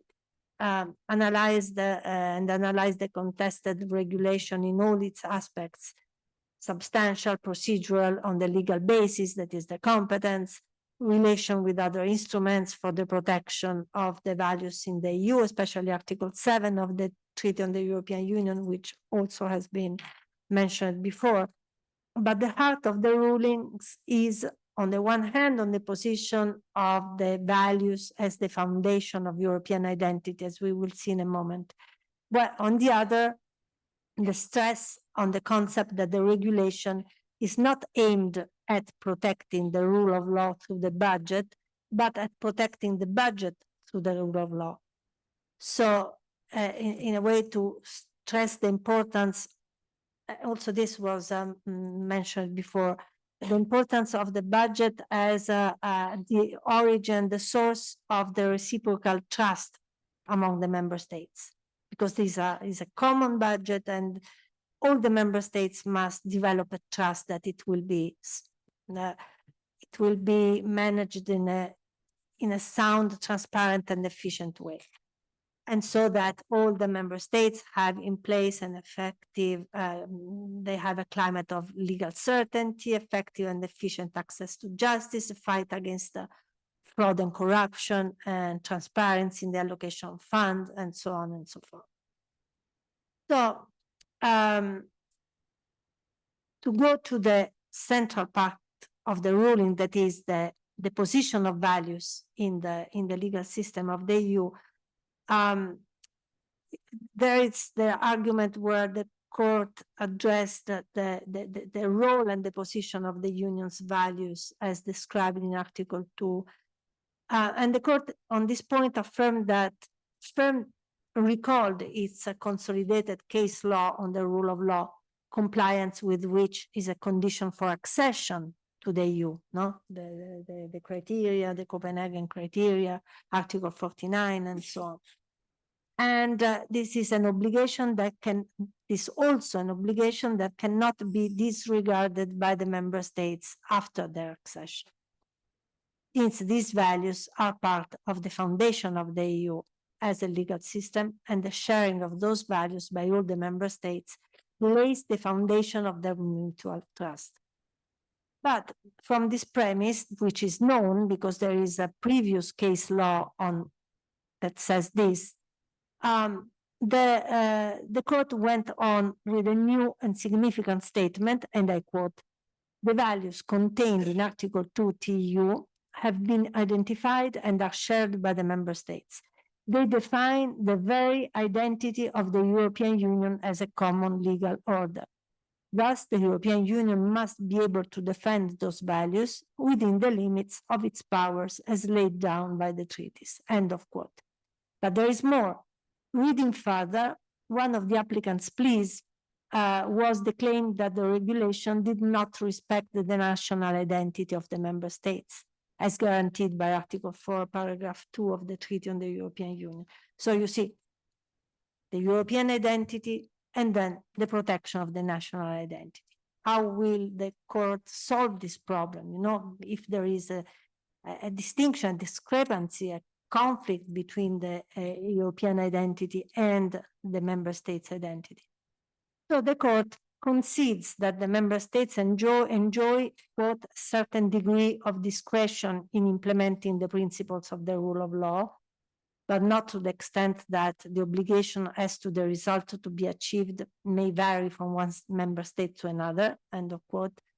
The conclusion on this point is that whilst they have separate national identities inherent in their fundamental structures, so there are separate national identities, which the European Union respects, the member states adhere to a concept of the rule of law which they share as a value common to their own constitutional traditions and which they have undertaken to respect at all times, end of quote. So the different national identities are to be merged with the EU identity in the vision of the court.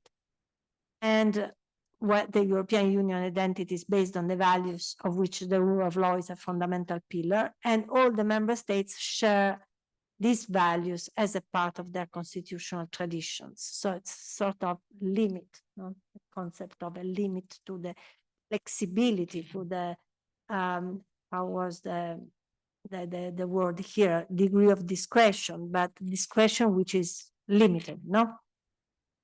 So basically and pragmatically, according to the court, respect for the national identity encounters the limit of the principles of the rule of law, which the member states have to respect at all times, whatever the political and constitutional system of their choice. So then a few days later, the Commission adopted the famous guidelines, and then the guidelines opened the way for implementation, but the Commission still waited. Meanwhile, there was the Russian aggression against Ukraine, and the Commission had more urgent and pressing matters to do than deal with the rule of law in member states, especially since one of the states under scrutiny for breaches of the rule of law, Poland, was actively committed in supporting Ukraine, receiving a large number of displaced persons, while its territory served as primary hub for the transit of military and humanitarian supplies, while the other, Hungary, was much more tepid on this respect. But so there was a period of,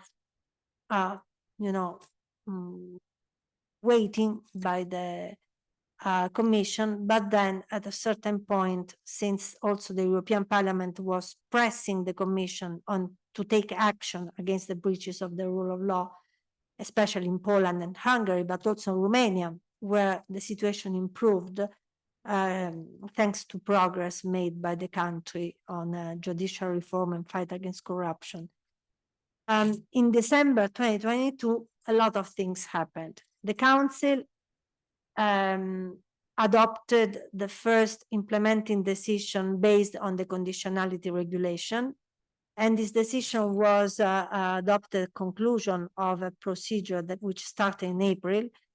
And it was a decision against Hungary suspending a number of funds in the EU cohesion policy. So it was 55% of the budgetary provisions. Because especially in the field of the Hungarian public procurement system, the Commission and the Council thought that this system was characterized by systemic lack and weakness of effective judicial remedies and the absence of a comprehensive strategy for the fight against fraud and corruption. So there are conditions for unlocking the funds that are detailed in an access to the implementing decision, with a lot of measures that Hungary has to take in order to improve transparency. And there is another interesting thing that has to do with Hungary again. Article 2, paragraph 2 of the implementing decision states that no commitments shall be taken by the Commission while it implements the Union budget with any public interest trust established on the basis of a Hungarian law, and with entities controlled by them.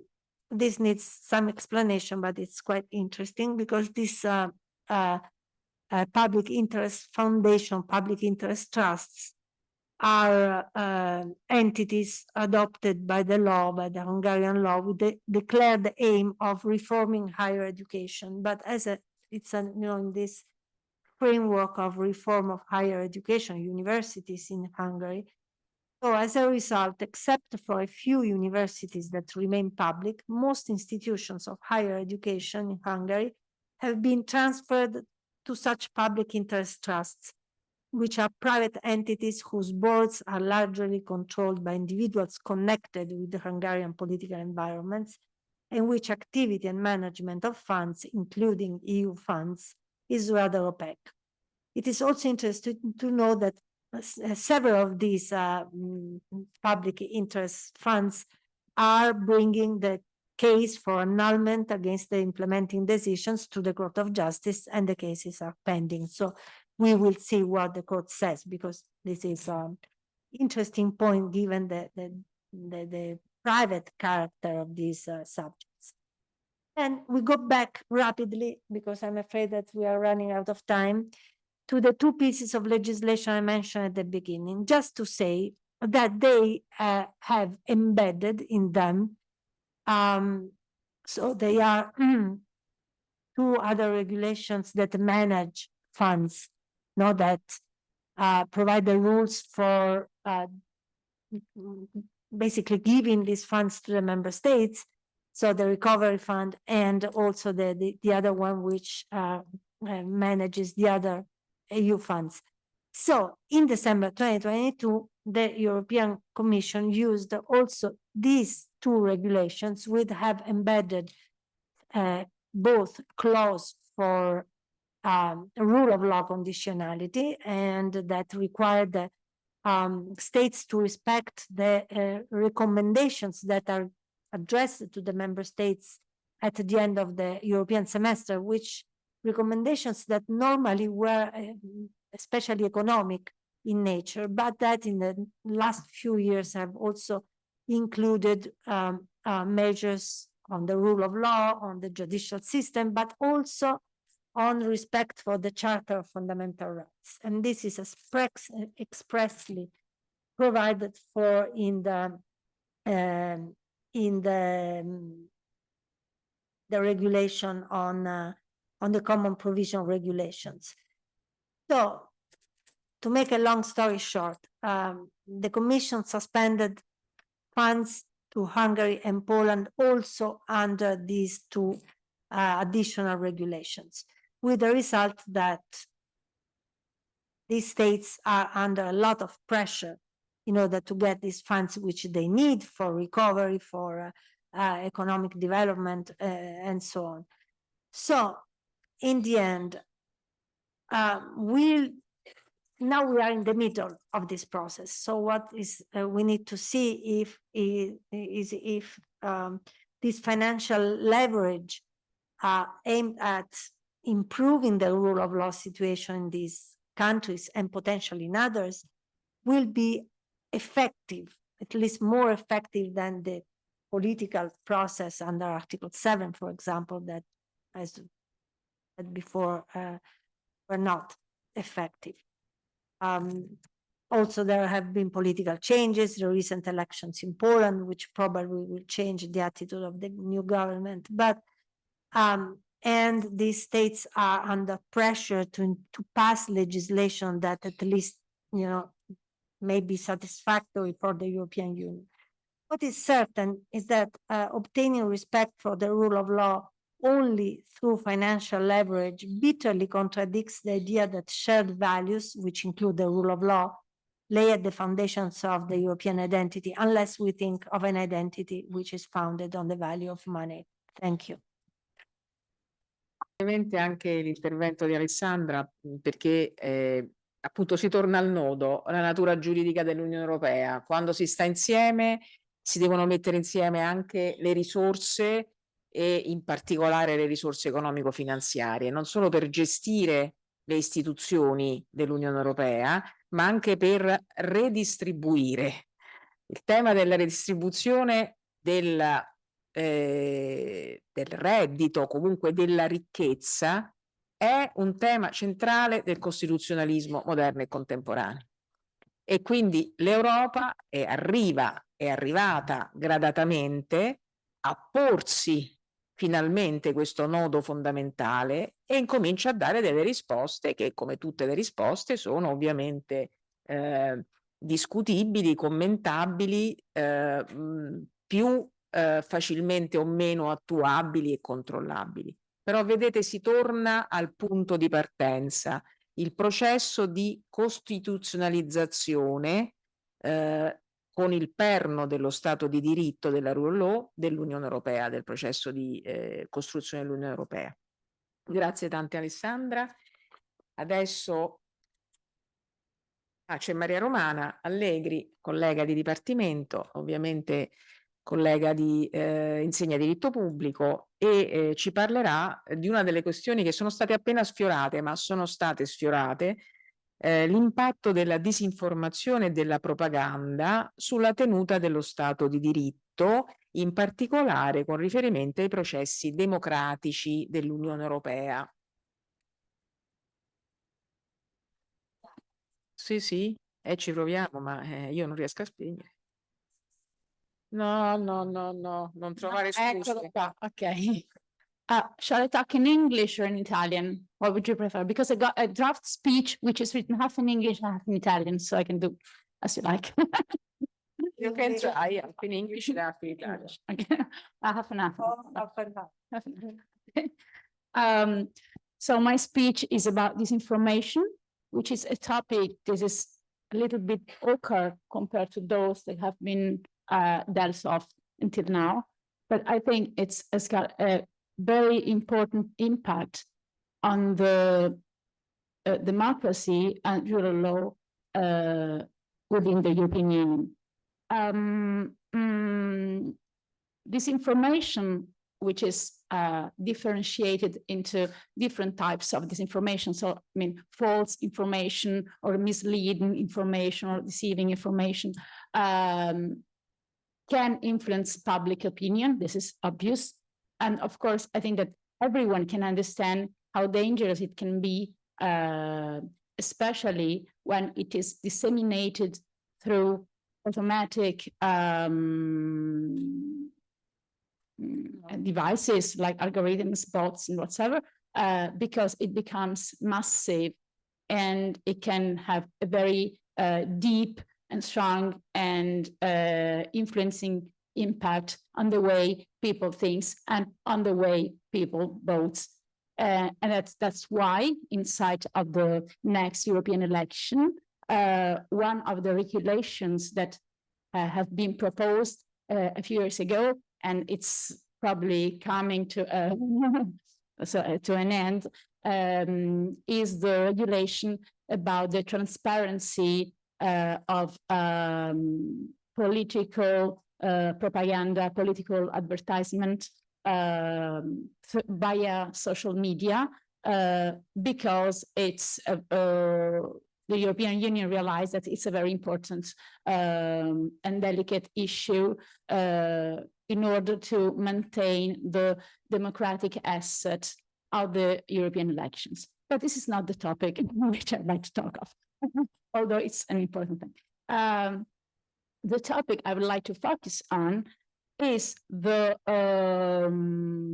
link between disinformation and security issues, which is probably not so obvious. It's not so obviously perceived by the normal people.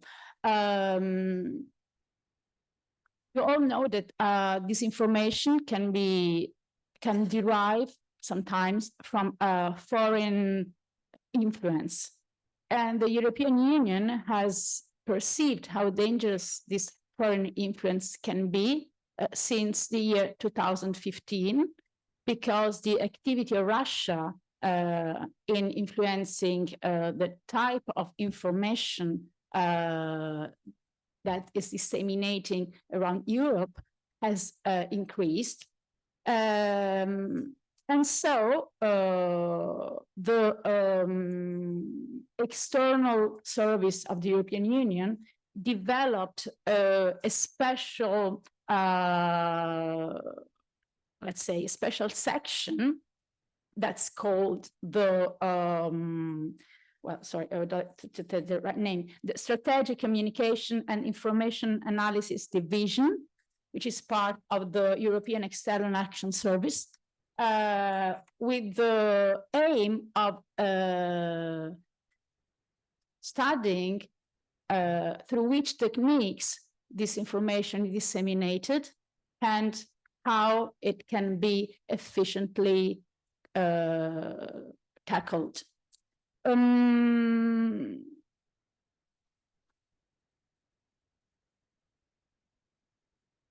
Also, the European Parliament has expressed deep worries concerning this foreign influence in the information processes in the European Union.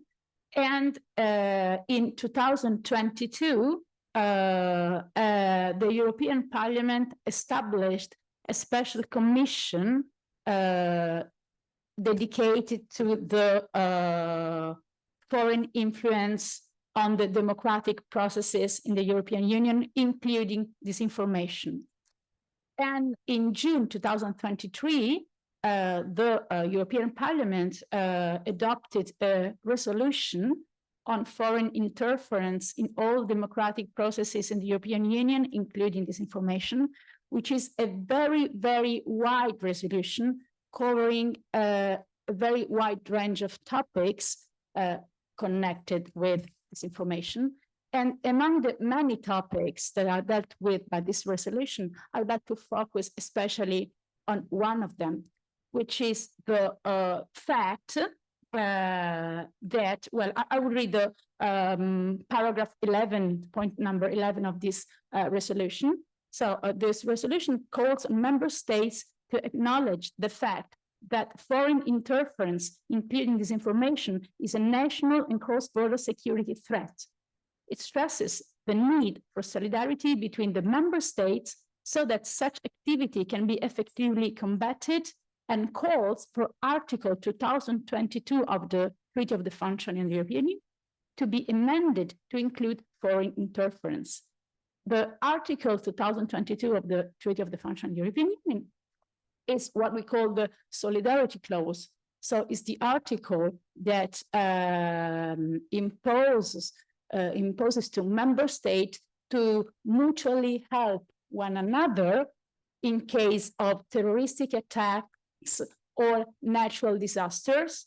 And the idea is that this article should be implemented so that the Solidarity Clause can cover also the situation in which disinformation is spread around Europe, so that it becomes a danger for democratic states.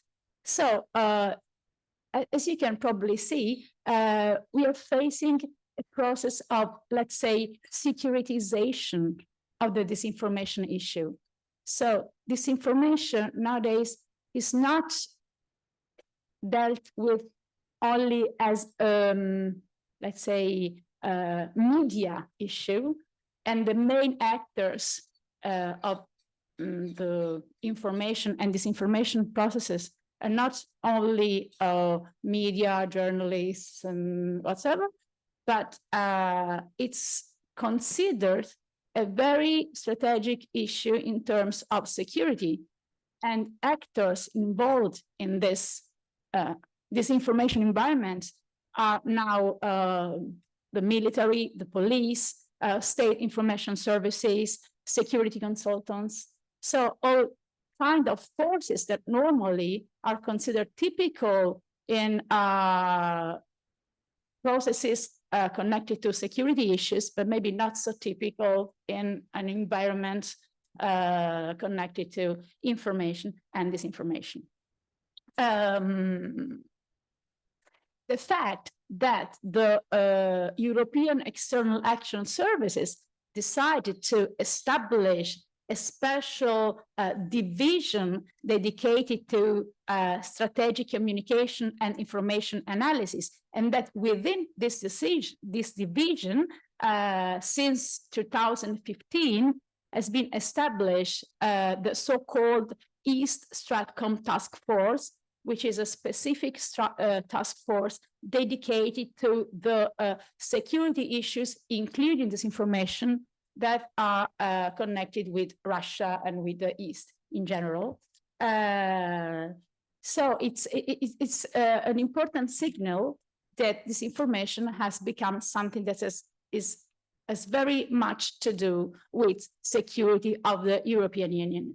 And this Stratcom task force in the year 2022 issued a report on the so-called, let's say in Italian, FIMI, so it's Foreign Information and Manipulation and Interference. So the acronym is FIMI.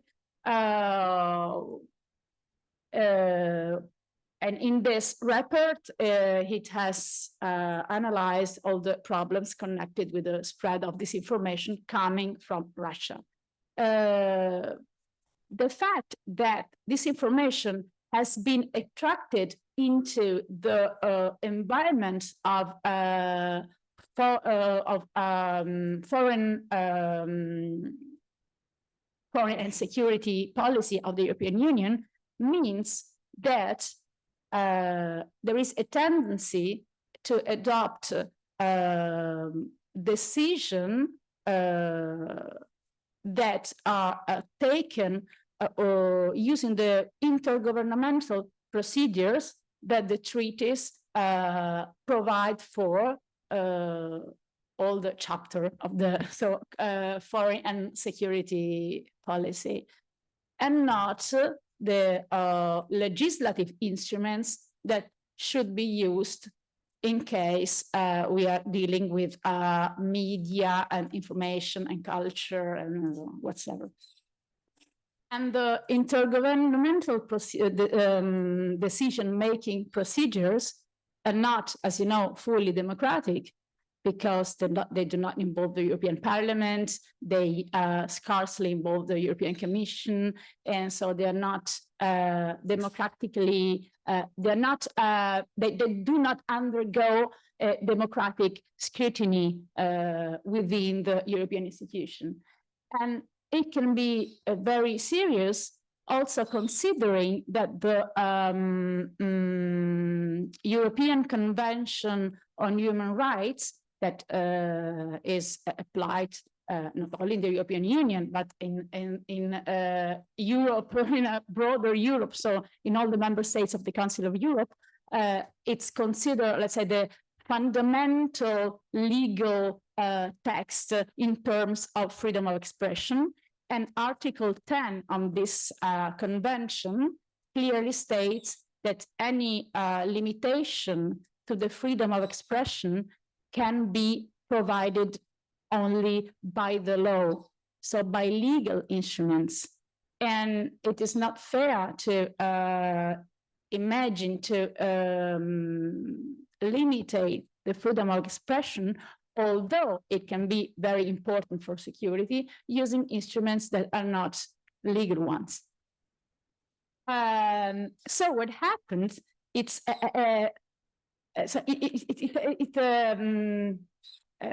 two types of consequences derive from this process. The first one, some scholar noticed sort of, let's say,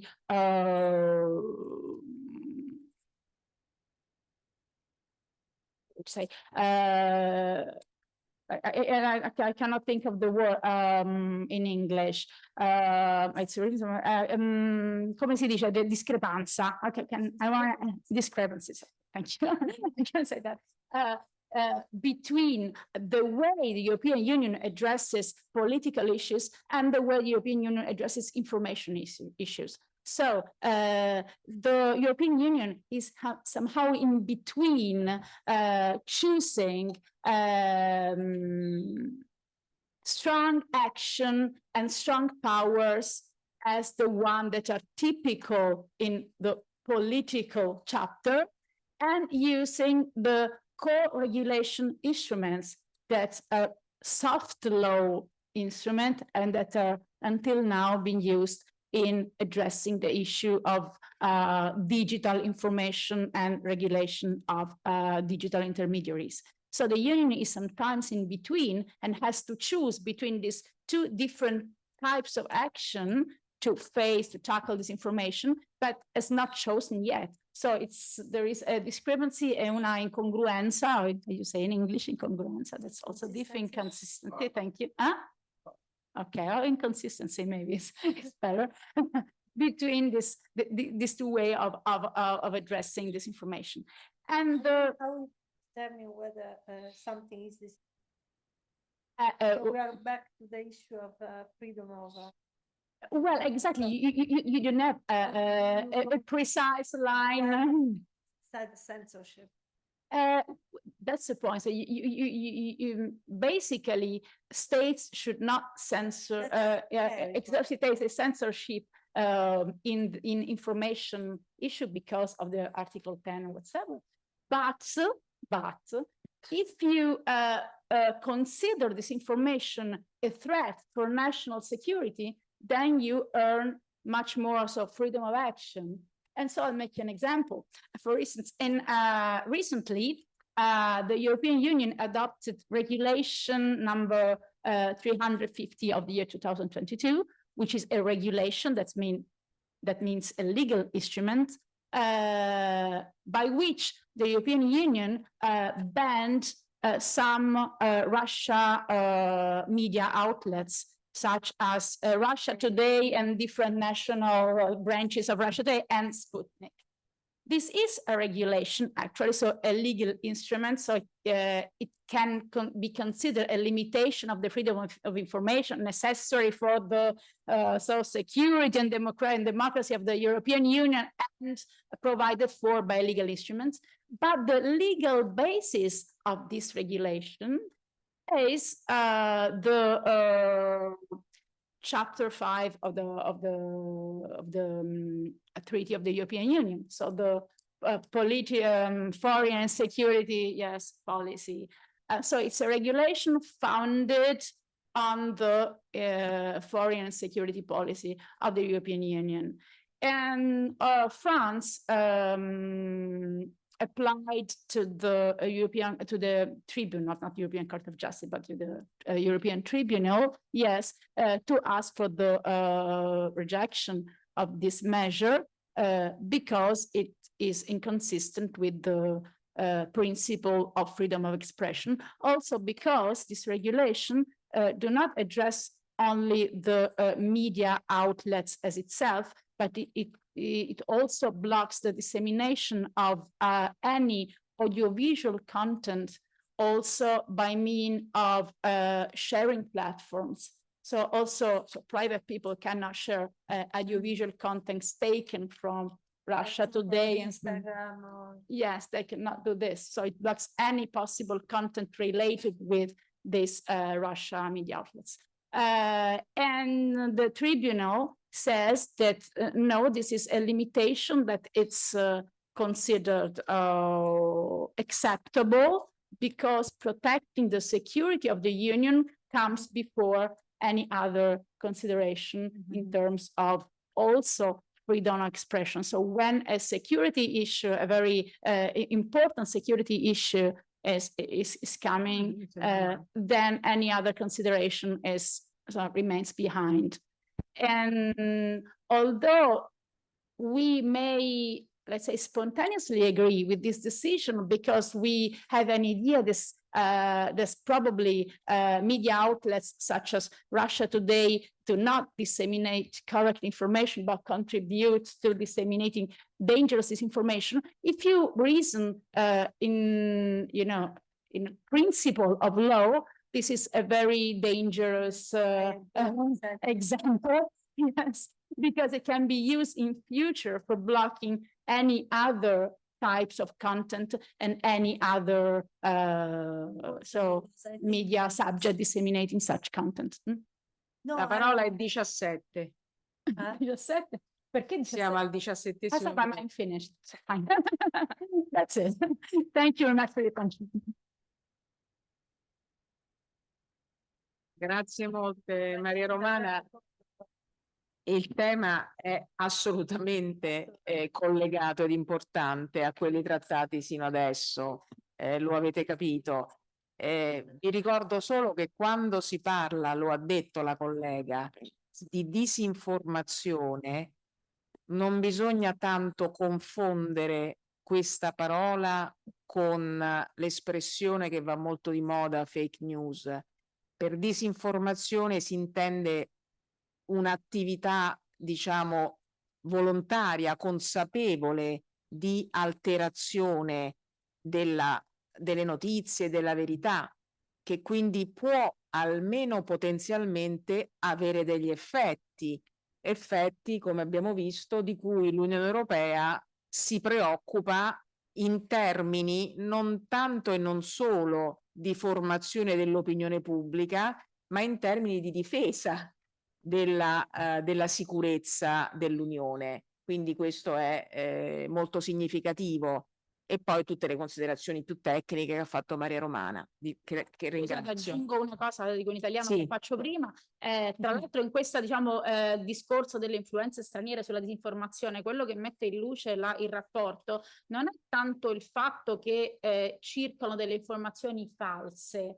Le informazioni possono essere anche vere o comunque accettabilmente Ma vere, gestite in maniera, certo, diciamo, determinate frange dell'opinione certo, pubblica per spingerle in una certa direzione in termini di orientamento politico. sì. Quindi non è un problema di informazione necessariamente scorretta, ma è un problema di polarizzazione dell'opinione pubblica in determinate direzioni che sono, diciamo, eterodirette. E soprattutto quando ci sono delle situazioni emergenziali, come voi vedete, sia per quanto riguarda la pandemia che per quanto riguarda le relazioni e le posizioni dell'Unione rispetto ai focolai, diciamo, di crisi e quindi di guerra. Quindi purtroppo tornano i conti. Allora, grazie. Adesso passo la parola al collega Francesco Battaglia, che insegna sempre qui da noi al Dipartimento di Scienze Politiche, Diritto dell'Unione Europea, e parlerà della cosa che ci manca, una delle cose che ci manca, che poi verrà ripreso anche dalla nostra ultima ospite, cioè la questione della crisi migratoria di fronte appunto ai principi dello Stato di diritto. Grazie professoressa Marsocci. Ora vediamo nell'altra fase, quella dello spendimento. Permettetemi di ringraziare di cuore intanto la professoressa Mignolli per avermi coinvolto in questo progetto di ricerca e invitato nuovamente a presentare una piccola relazione. Io mi scuso, ma invece, siccome gli appunti che ho, oltre a essere caotici come il mio uso e costume, sono anche solo ed esclusivamente in italiano, anche le cose che intendevo leggere testualmente, perché mi sono al balzo del multilinguismo dell'Unione che ci offre documenti in tutte le lingue e me li sono scaricati in italiano. No, farei confusione a fare questo switch linguistico così. Non avrei la capacità della professoressa Allegri, che è stata bravissima a cambiare lingua. Allora, dicevo velocemente, il mio intervento si concentrerà nelle questioni relative alla gestione dei flussi migratori prevalentemente nella tratta del Mediterraneo e allo Stato di diritto. Lo Stato di diritto lo tratterò in quest'ottica in una prospettiva particolare. Innanzitutto quella che è una componente per me essenziale dello Stato di diritto, che è la trasparenza del processo decisionale, che è, seguendo anche quello che è l'approccio più volte adottato dalla Corte di Giustizia, non riguarda solo il processo legislativo, ma riguarda anche tutto il processo decisionale, incluso quello che riguarda le relazioni esterne dell'Unione, e dall'altro, appunto, richiamando quell'elemento sostanziale dello Stato di diritto di cui ci parlava il professor Carta, la questione della tutela dei diritti umani. Molto brevemente, nella gestione dei flussi migratori tramite la rotta del Mediterraneo, nell'ambito di quello che ormai chiamiamo cosiddetta crisi migratoria, che in realtà già chiamare crisi è un po' un controsenso, forse, come ha detto più volte la Presidente della Commissione europea, la dovremmo ormai definire la nuova normalità, il che presupporrebbe che questa questione venga affrontata non attraverso un approccio emergenziale, ma attraverso un approccio più sistematico. Io ricordo già nel 2016, scrivendo un piccolo articoletto sulla questione della crisi dello Stato di diritto nel Mediterraneo, già nel 2016 mi domandavo, ma dopo così tanti anni, è opportuno ancora la chiamiamo crisi? Siamo arrivati nel 2023, continuiamo a chiamarla crisi e continuiamo a non sapere come affrontarla. Ci mette in crisi, ci mette in crisi che non sappiamo come affrontarla, tant'è che ci inventiamo un po' degli strumenti che vanno un po' al di fuori dell'ordinamento giuridico dell'Unione Europea. Diciamo che per raggiungere quello che è sostanzialmente l'obiettivo principale nella gestione di queste crisi migratorie, cioè quello di ridurre i flussi di migranti irregolari e poi di richiedenti protezione internazionale dai paesi terzi, noi andiamo a concludere con questi paesi, soprattutto i paesi, intendiamo i paesi di origine e di transito, una serie di accordi che poi accordi non sono, cioè per appunto rispondere a ciò che ci ha messo in crisi noi passiamo dall'adozione di strumenti cosiddetti formali, che tipicamente in questi casi sarebbero forse gli accordi di riammissione, a strumenti informali che sostanzialmente non sappiamo esattamente cosa sono, non sappiamo esattamente come dovrebbero essere conclusi, non sappiamo esattamente che impatto hanno in materia di tutela dei diritti umani, e questo, diciamo, in una società, in un'organizzazione qual è l'Unione Europea, fondata sul rule of law, secondo quelle componenti differenti del rule of law che indicavamo prima, pone chiaramente numerose problematiche. Brevemente, questi strumenti di carattere informale, questi strumenti che ormai comunemente nel linguaggio internazionalista vengono definiti accordi non vincolanti, e qua già emerge un controsenso: come possa un accordo essere non vincolante? Non lo sappiamo, però sappiamo che effettivamente il termine di accordi non vincolanti ormai è talmente di uso comune che la Commissione di diritto internazionale finalmente si è posta il problema e ha iniziato uno studio per capire cosa siano questi accordi non vincolanti. Dicevo, l'Unione Europea, quindi in continuità con quella che è una prassi a livello internazionale di concludere, diciamo, accordi non vincolanti, più propriamente dovremmo definire intese politiche, conclude una serie di intese con paesi terzi, intese che hanno un ampio respiro, non sono semplicemente focalizzate nella questione della gestione dei flussi migratori, ma includono al loro interno tutte le politiche europee, un approccio che talvolta viene definito globale, più spesso viene definito olistico, un approccio in cui sostanzialmente le parti, l'Unione Europea e i paesi terzi in questione, si impegnano a raggiungere una serie di obiettivi comuni in diverse materie. Tra queste rientrano, come dire, la gestione e il contenimento dei flussi migratori dai paesi terzi. In altre parole, dette in termini più concreti, questi paesi si impegnano a limitare i flussi di migranti verso l'Europa in cambio di una serie di fondi che servono a raggiungere obiettivi che riguardano sì le migrazioni, ma non solo le migrazioni, anche se poi in realtà la stragrande maggioranza dei fondi erogati nell'ambito di queste intese sono quelli che riguardano la gestione dei flussi migratori. Dice, perché sono intese e non sono accordi? Questa forse è la prima domanda che ci potremmo porre. Diciamo, tradizionalmente tradizionalmente in diritto internazionale sappiamo che la Corte internazionale di giustizia ci ha sempre detto che un accordo è un accordo non perché lo dice il titolo, ma perché lo dice il contenuto. Se si evincono degli obblighi appunto da quel testo, quello è un accordo, tant'è che più volte la Corte internazionale di giustizia ha definito come accordi anche quelli che comunemente venivano denominati come memorandum of understanding, e lo stesso approccio è stato sempre, diciamo, tenuto anche dalla Corte di giustizia dell'Unione Europea, la quale ha ritenuto come accordi in talune occasioni anche atti unilaterali del Consiglio.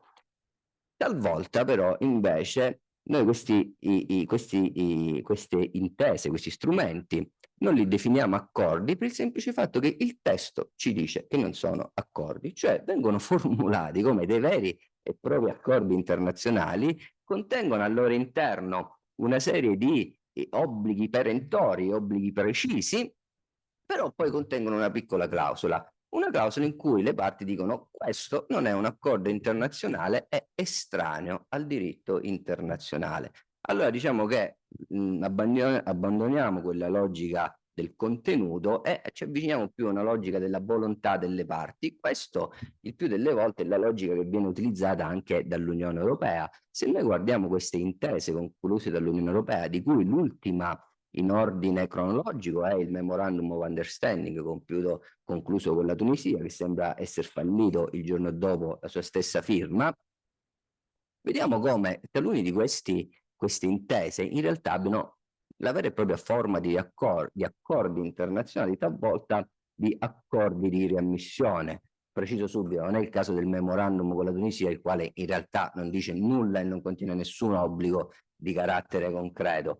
Se andiamo a guardare altri strumenti, quali ad esempio le intese concluse con l'Afghanistan, la vera e propria forma di accordo di riammissione, anzi il contenuto di questa intesa per l'appunto prevede delle clausole che riguardano la sua entrata in vigore, la durata appunto dell'accordo come dell'intesa, scusate, la partnership, come prorogarla e così via. Definire la natura giuridica di questi accordi è essenziale ai fini della trasparenza, perché se noi sappiamo cosa sono, sappiamo come l'Unione Europea può concluderli. E l'Unione Europea, queste intese che in realtà, ripeto, hanno natura profondamente differente le une dalle altre, alcune, quelle come l'intesa con l'Afghanistan, sono dei veri e propri accordi mascherati, altre come ad esempio lo statement con la Turchia, non sappiamo in realtà nemmeno cosa sia, anche perché il Tribunale ci ha detto che non è né un accordo né un atto concluso dall'Unione Europea, ma dagli Stati membri. Anzi, il Tribunale ci ha detto che laddove nel testo della statement con la Turchia compaia il termine Unione Europea, quello è un mero errore, lo dobbiamo intendere come i governi degli Stati membri dell'Unione Europea. E in quel caso invece abbiamo un sistema differente, non abbiamo un accordo vero e proprio di riammissione, ma abbiamo un'intesa che prevede un sistema specifico, lo conoscete bene, quello dell'1 a 1, ogni siriano che viene rimpatriato, per ogni migrante regolare rimpatriato dalla Grecia, un siriano viene trasferito dalla Turchia all'Unione Europea, il famoso sistema 1 a 1. La base però è sempre la stessa. A fronte di questi impegni poi vengono erogati una serie di finanziamenti. Nel caso della Turchia erano 3 miliardi immediati che sarebbero stati utilizzati nella gestione diretta dei flussi migratori, 3 miliardi successivi invece per ottenere obiettivi di più ampio respiro, quelli che dicevamo prima. Il problema che ci poniamo noi è, intanto, l'Unione può concludere queste intese, questi accordi non vincolanti, chiamiamoli così, e se sì, che procedura di adozione deve seguire? E questo, ripeto, è fondamentale in termini di trasparenza. Allora, la Corte di Giustizia dell'Unione Europea, noi sappiamo che più volte ci ha detto, anche se i trattati non lo prevedono esplicitamente, l'Unione per concludere accordi non vincolanti, anche questo è il termine utilizzato nella giurisprudenza della Corte di Giustizia talvolta, che lo faccia nel rispetto del principio di attribuzione delle competenze e di equilibrio istituzionale. Cosa dice sostanzialmente la Corte di Giustizia? Se noi andiamo a guardare il Trattato sull'Unione Europea, vediamo come il Trattato sull'Unione Europea conferisca al Consiglio la responsabilità di definire le linee generali dell'azione esterna e alla Commissione di assicurare l'azione esterna. Cosa vuol dire? Il Consiglio definisce le linee generali, poi la Commissione in un qualche modo la attua. Nella conclusione di cosiddetti accordi non vincolanti, secondo la Corte di Giustizia, questo in cosa si traduce? Il Consiglio autorizza l'avvio dei negoziati, la Commissione svolge i negoziati, conclude questi accordi non vincolanti, ma previa autorizzazione del Consiglio. Se noi andiamo a guardare il testo dei trattati, sostanzialmente la stessa procedura che la stessa procedura di cui è l'articolo 218 del TFUE che si segue per la conclusione di accordi internazionali. Ci scontriamo solo un piccolissimo attore che è il Parlamento europeo. Il Parlamento europeo noi lo abbiamo escluso da questa procedura. La sentenza in questione riguardava proprio la conclusione di un memorandum of understanding tra l'Unione Europea e la Svizzera. La Svizzera, in cambio dell'accesso al mercato interno, si impegnava a erogare fondi nei confronti della Croazia, che era un paese di nuovo ingresso, alla stregua di quanto aveva fatto quei paesi che prima avevano aderito all'Unione Europea e sempre alla luce di altri memorandum of understanding. La situazione sembrava al tempo lineare, l'Unione aveva già concluso diciamo memorandum di questo tipo. Il Consiglio, quando la Commissione ha iniziato a negoziare con la Svizzera per diciamo estendere questo modello anche alla Croazia, era entusiasta. Improvvisamente, quando la Commissione l'ha firmato, il Consiglio ha presentato il ricorso per annullamento. Dice no, ma io non l'ho autorizzato. E la Corte di Giustizia gli ha dato pienamente ragione. La Corte di Giustizia ha detto, alla luce del principio di equilibrio istituzionale, il Consiglio deve sempre potersi accertare che quello che fa la Commissione rispecchi le sue linee politiche, e nella conclusione di una partnership non vincolante ciò si traduce nel fatto che il Consiglio deve approvare la conclusione di quell'accordo. Dicevo, si scorda il Parlamento europeo, si scorda che ai sensi dell'articolo 14 del Trattato sull'Unione, il Parlamento in generale esercita una funzione di controllo politico che nello specifico, quando si tratta di conclusione di trattati internazionali, si manifesta in quel dovere di informazione che deve essere garantito nei confronti del Parlamento anche quando si tratti di trattati internazionali relativamente uguali. Il Parlamento non ha nessun potere nella procedura di conclusione appunto dei detti trattati. Quindi anche laddove il Parlamento non interviene nella conclusione dei trattati, comunque deve essere informato. E questa è una questione sostanziale, tant'è che la Corte di Giustizia una volta ha annullato un accordo concluso dall'Unione Europea perché il Parlamento non era stato debitamente informato. La Corte di Giustizia dice chiaramente che questo è un requisito che serve a legittimare la democraticità del nostro ordinamento. Negli accordi con le partnership concluse con i paesi terzi, da ultimo il memorandum con la Tunisia, la Commissione sembra un po' aver dimenticato questa prerogativa del Parlamento europeo, tanto che il Parlamento europeo ha sempre provato a rivendicare le sue prerogative, però un po' invano. In realtà, ripeto, sotto il profilo procedurale, le varie partnership concluse dall'Unione hanno seguito delle procedure differenti. Nella partnership con l'Afghanistan, per l'appunto, trattandosi di una partnership che in un qualche modo ricalcava il modello degli accordi di riammissione, la Commissione ha sempre agito previa autorizzazione del Consiglio, come se si trattasse di un trattato internazionale. Negli altri casi, invece, ad esempio nello statement con la Turchia, ha agito, diciamo, il Consiglio europeo, anche se poi abbiamo saputo che il Consiglio non era il Consiglio europeo. In altri casi la Commissione ha agito autonomamente, un po' come nel caso della Tunisia. Infatti, diciamo, già notizie di stampa ci dicono che dopo i primi entusiasmi il Consiglio abbia un po' provato il Consiglio si sia un po' risentito dell'atteggiamento della Commissione, e addirittura in un articolo, almeno che io ho letto sulla stampa, si vocifera di un parere giuridico del Consiglio. Io sinceramente non ne ho riscontro, e anche a fare una richiesta di accesso ai documenti sarebbe un diniego chiaro. Si dice che ci sia un parere giuridico del Consiglio in cui il Consiglio contesti il fatto che la Commissione abbia approvato il memorandum con la Tunisia senza la sua previa approvazione. Fatemi passare a un altro punto, perché non è solo la questione di trasparenza, che è una questione sostanziale. Sapere cos'è uno strumento internazionale, l'imputabilità di uno strumento internazionale è importante per garantire la trasparenza del processo decisionale e l'accountability delle istituzioni. Questa è una componente essenziale del principio di rule of law come declinato nell'Unione Europea. Ma fatemi passare a un altro aspetto, quello della tutela dei diritti umani, perché tutte queste intese, da ultima quella appunto con la Tunisia, creano delle problematiche importanti in materia di diritti umani, perché anche se non sono, come dire, accordi vincolanti, producono degli effetti concreti, cioè stimolano, diciamo, come dire, incentivano, come dire, l'erogazione di fondi da parte della Commissione europea, con fondi che vengono utilizzati non si sa bene come, tant'è che la mediatrice europea, Emily O'Reilly,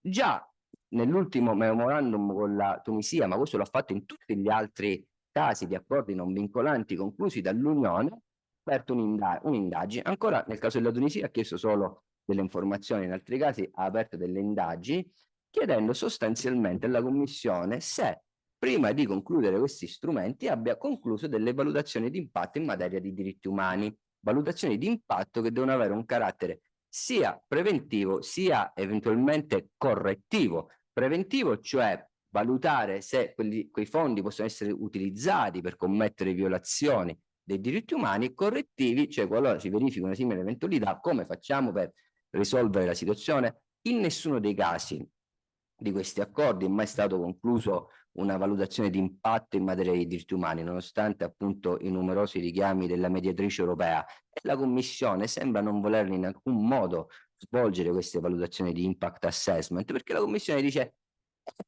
è un dato assodato che la nostra relazione con la Tunisia rispettino i diritti umani, perché lo dice l'accordo di associazione che noi abbiamo con la Tunisia. Ora, a parte il fatto, tralasciando la questione del significato che hanno diciamo, le valutazioni di impact assessment in materia di diritti umani e diciamo, gli elementi del tutto generali delle clausole dell'accordo di associazione in materia di diritti umani, chiaramente non è sufficiente questo a giustificare l'assenza di una valutazione di impatto.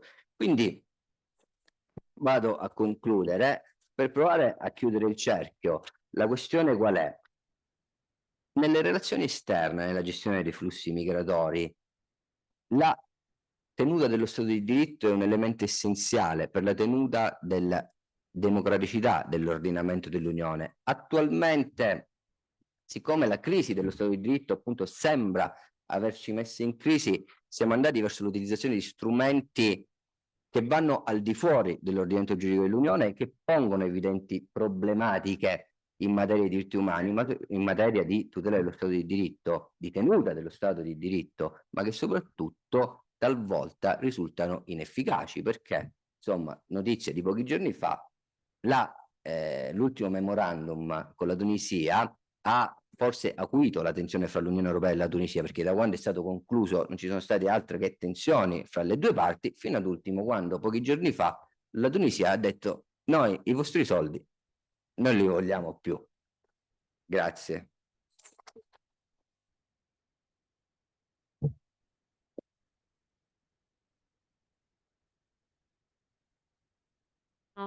Ma una volta così, cioè, non c'è un metodo, non c'è metodo nell'accordo fra noi e i microfoni. Allora, anche queste sollecitazioni che ci ha fatto il collega sono molto molto delicate e importantissime. L'unico nesso che posso in sintesi tirar fuori e che è stato anche evocato all'inizio, soprattutto dalla relazione del collega Carta, è la questione dell'effettività dei diritti, che è un altro nodo fondamentale del costituzionalismo e della corretta interpretazione del principio di Stato di diritto. Effettività dei diritti che ovviamente l'Unione deve garantire al suo interno, all'interno della cittadinanza europea, ma anche all'esterno, per cui la questione torna anche la questione della fiducia nelle relazioni internazionali che l'Unione Europea ha. Quindi è un tema forse ancora di più, diciamo, lontano dall'essere affrontato concretamente. Da ultimo, ma non veramente, grazie alla collega che è collegata dall'Università di Berna, Marion Panizon, siamo molto contenti di averti con noi e ti do la parola per una relazione sullo spazio discrezionale, un meccanismo di aggiustamento adeguato di una migrazione internazionale. La domanda è: la legge in crisi? Prego, Maria. Thank you very much, Paola. Thank you for the kind invite, Alessandra, 2 years ago and now, and it's really great to see many colleagues, Pommier, Carta, Maria, Romana. Yeah, that's very nice, even if I couldn't make it to Rome.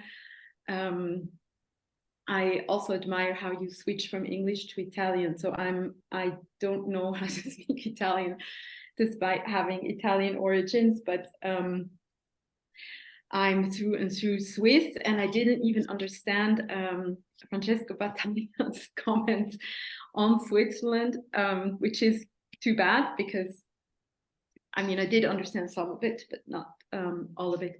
So is it possible to share the screen? I don't know. Sorry, because I prepared some slides. Wait a minute. Yes, it's working. It's working. No worries. It's good. Okay. I'll just go. Voilà. Okay. So since we're right in the middle of speaking about the EU's external dimension of migration law, I'm going to continue with a topic related to this, but since it's such a delicate topic, I'm not going to speak of Italy nor of my country, but focus on France. And also I'm going to speak not about the trend of informalization and the partnerships, but about the French bilateral agreements with countries in West Africa as a strategy to combat irregular migration. And within that, I'm going to focus on the role of discretionary space. So it's part of rule of law, sometimes also considered not so much part of the rule of law, but discretionary space within the exceptional admission clause in France's agreement with Senegal. And the research question is basically, does discretionary power have the function to mitigate states of exception in a good sense of not the new making exception the new normal, but rather in a rule of law sense of narrowing the use of emergency measures rather than exacerbating or expanding or regularizing states of exception. So this is the research question: when is discretionary space mitigating a crisis or perpetuating a state of exception? And since I really like Giorgio Agamben, I borrowed a bit of his work, or basically just his state of exception principle. And in a first sort of to set the scene, I wanted to showcase some examples which in my view have can illustrate the phenomenon of crises, mostly in relation to migration. And crises can be defined as a shift of power and control, leading to a transformation of governance into more multi-levels. And in a previous research project, we have argued or discussed how the certain EU Schengen states, like Belgium, but also Switzerland, sort of decoupled from the Schengen visa code, so as to be able to more freely issue humanitarian visa for Syrian refugees. And at the same time, we also saw that certain member states like Germany were sort of frustrated with the way the EU was handling migration issues, and of course not really the EU, but the paralysis with Hungary and other Visegrad countries blocking solutions. And in result, they went to UN bodies, and the New York Declaration on Migrants and Refugees was a direct result of this decoupling from the EU system by some EU member states. Then we had the COVID-19 crises, and there in the field of migration, we saw large-scale regularization of migrant frontline workers in countries like Italy, France, Portugal. And despite this being argued as a time-limited situation, nonetheless, there was a question of legality with the EU Returns Directive, which discourages such mass regularizations. And then a third phenomenon is the Europeanization of refugee status determination and how much scope is left to national courts. This impacts, of course, on the degree of protection, especially for persons in vulnerable situations. This is really very much relating to Jana Bessel's recent book, The Concealment Controversy. So these are three examples of crises. Now, in legal discourse, the word of crisis is seen very critically, as you might as well know. It started with War on Terror, 9/11, and Hilary Charlesworth's article, A Discipline of Crises, where she basically rejects the idea of crisis because it messes up the discipline of international law. In COVID, one article which I really like, in a book by Moïse Menge and Jean d'Aspremont, by Christian Tams, where he relates the notion of crisis actually to discretion, and says that blinkers, or the crisis basically narrows the vision and renders the problem even more acute. And Philip Sands sort of agrees with that view, or sort of had this view earlier on, where he says that it's important that we keep the reach of public international law wide, diverse, because public international law is also about mundane issues like visa regulation, and he's really opposed to this narrow trap of crisis mode, unless there is real disaster and we need to rebuild totally new. Then Dworkin is less about crisis, but more about discretion. And for him, there is a strong discretion and a narrow discretion. Strong discretion means that the authority or the judge can make the benchmarks for discretion herself, whereas narrow discretion means that there are guidelines or principles that even a judge needs to take seriously when engaging in judicial activity.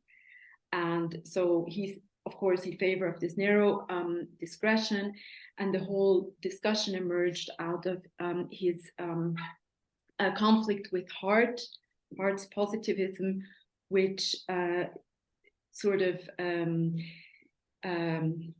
which makes a distinction between, there's the positivist, the law, the codes, the rules on the one hand, and the judge who exercises discretion, who can then kind of make the laws more flexible. And within, and Dworkin is very critical of this view. I am too, because I believe that today, and we heard Battaglia say this, that there's so much soft law around and informal agreements and arrangements, that the question of discretion emerges much earlier on than with at the judicial level, because often, of course, soft law doesn't even wander up to the judicial level. So there's a confluence of meanings between crisis and discretionary space, and the object of today's talk are the bilateral migration agreements, bilateral migration management agreements, which countries like France or Spain have. And they often try to achieve three things.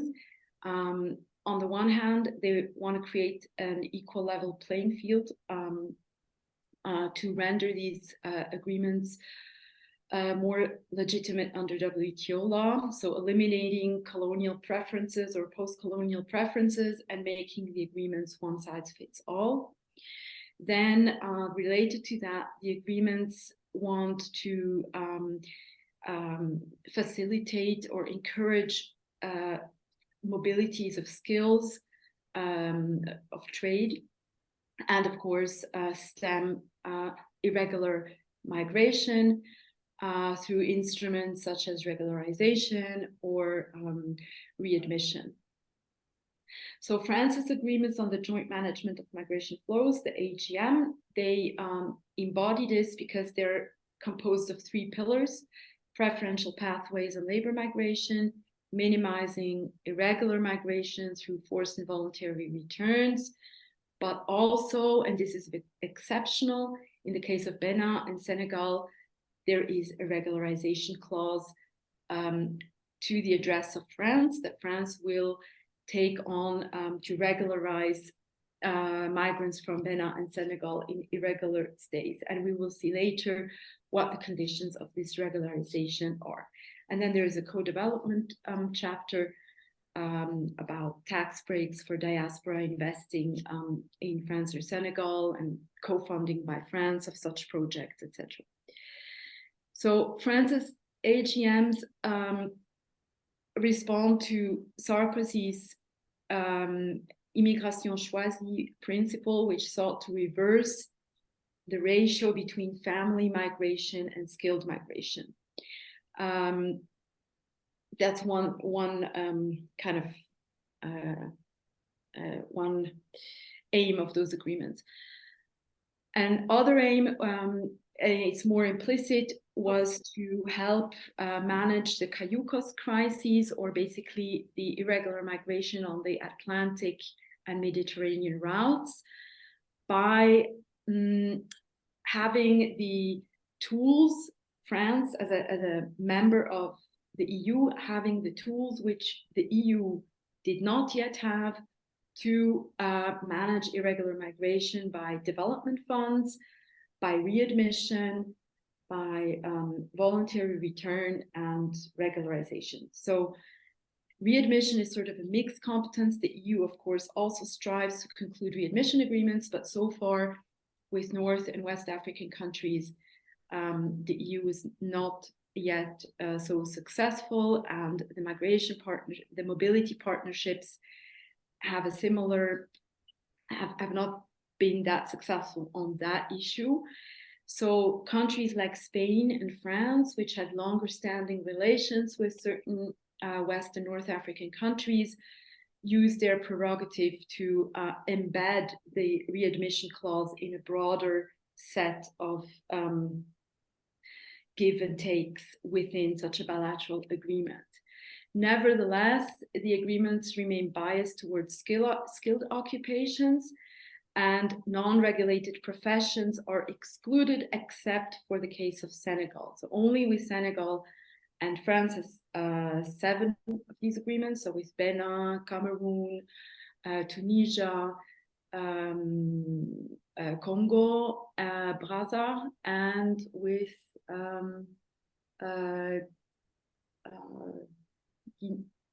I don't know. Yeah, so, but only with Senegal were sort of the skill levels lowered, and there is a reason for this, which I think has also to do with irregular migration, and also Senegal being sort of the hub in West Africa, and capable of managing the embarkations of the pirogues and the pateras to the Canary Islands. Yeah. So labor migration is for several categories: temporary workers, salaried workers, skills and talents, young professional student exchange. For some categories, family reunification was excluded. So the categories were imported from previous agreements, but the family reunification possibility was struck down. And for the really purely labor migration categories, they only work if France has listed occupations in a list, and the list is disaggregated for each French département. And of course, the list does not keep up step with economic development, because the list was done, for instance, with Senegal in 2008. And there, the labor shortages in France were probably pretty different than now. So this is a criticism for this list approach. The good thing about the list is that the Senegalese worker does not have to prove that there is another third country national or other non-EU citizen that is better suited for the job. So the economic necessity test is removed, and if you're listed. Here you can see the list of Senegal, which has much more on health. Most of the AGMs have no jobs listed in the health sectors because of the brain drain problematic. And Senegal also has a lot of self-employed professions that work through networks like hairdressing, cosmeticians, artists, etc. And then so the Senegal agreement was concluded in 2006 with France, and in 2008 this happened. The whole agreement was reshuffled, probably because the readmissions were not working so well, and France gave in to Senegal's demand to have a regularization clause in the agreement.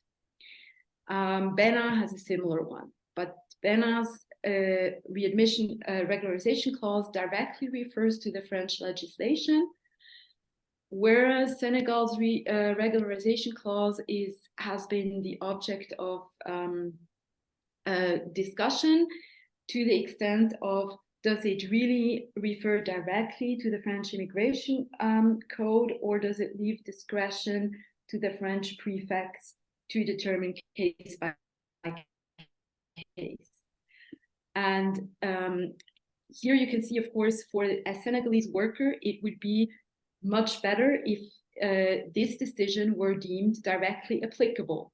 And if it were clear that if you had your job listed in the annex and you were in an irregular stay in France, you would be admitted. But now there has been about 240 cases brought before French administrative courts on that provision, and how to interpret the provision. Is it, directly applicable for an individual? How much, and if not, how much discretion to the French prefect, etc.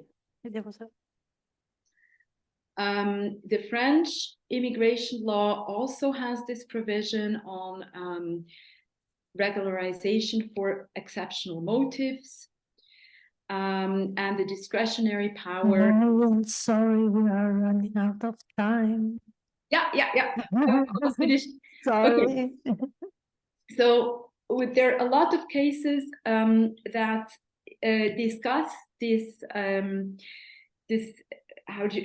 basically the scope of this regular admission clause, and it has become clear through the jurisprudence that the prefects have not so much purely discretion of their own, but they're more and more influenced by benchmarks within the French Code of Admission Stay, and even the French Labor Code, which tells them to look at the CV of the person, to look at the length of experience on the job, the length of experience on the job in France. And this has led to cases where, even though a person's job profession was listed as in demand under the bilateral agreement, the prefect and later on the judge struck it down, and the person was asked to leave. So the question basically is, has this jurisprudence proliferated or condensed or strengthened this state of emergency or state of exception, or has it rather mitigated it? And I would argue that the discretionary power in this context has dwindled down, was reduced, because so many benchmarks were introduced. And this has, of course, for Senegal or Senegalese workers in irregular stays in France, it has negative consequences. But it means that France is abiding more closely to the EU returns directive, which is against this regularization tool. And it also means that the rule of law is probably, in a French way, it is implemented, it is well implemented. However, in a bilateral way of intergovernmental cooperation and adherence to an agreement, it is questionable whether this very narrow discretion responds to the raison d'être or the telos, the object and purpose of the regularization clause in France and Senegal's agreement. So I'm basically done, but I just want to say that this whole debate about the discretionary, the scope of the discretionary power, of course, also resonates with colonial and post-colonial writings about this state of permanent exception in which people from these regions are in, despite the rule of law in France. So thank you very much for your attention, and yeah. Thank you, Marion. Thank you so much, Marion. Grazie, grazie tantissime.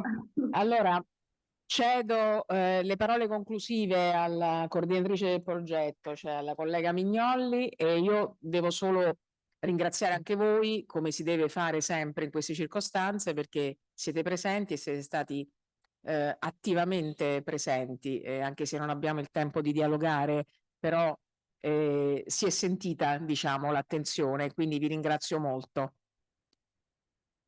Ecco. Grazie. Okay, in English. Me too, I just want to thank you all, to thank Marion from Bern, and she was so kind to be with us. I'm sorry that we're not here in person, because we could have a toast with some good wine now. And yes, and I hope, I want to thank all the colleagues that participated in this research, that are involved, because the research is ongoing, so it's not finished here. We will have publication, a book that will come out next year, so there is still a lot of work to do. And thank to all the students that came, and it was a long afternoon, so thank you for being so patient. And now I think that we can go and eat something together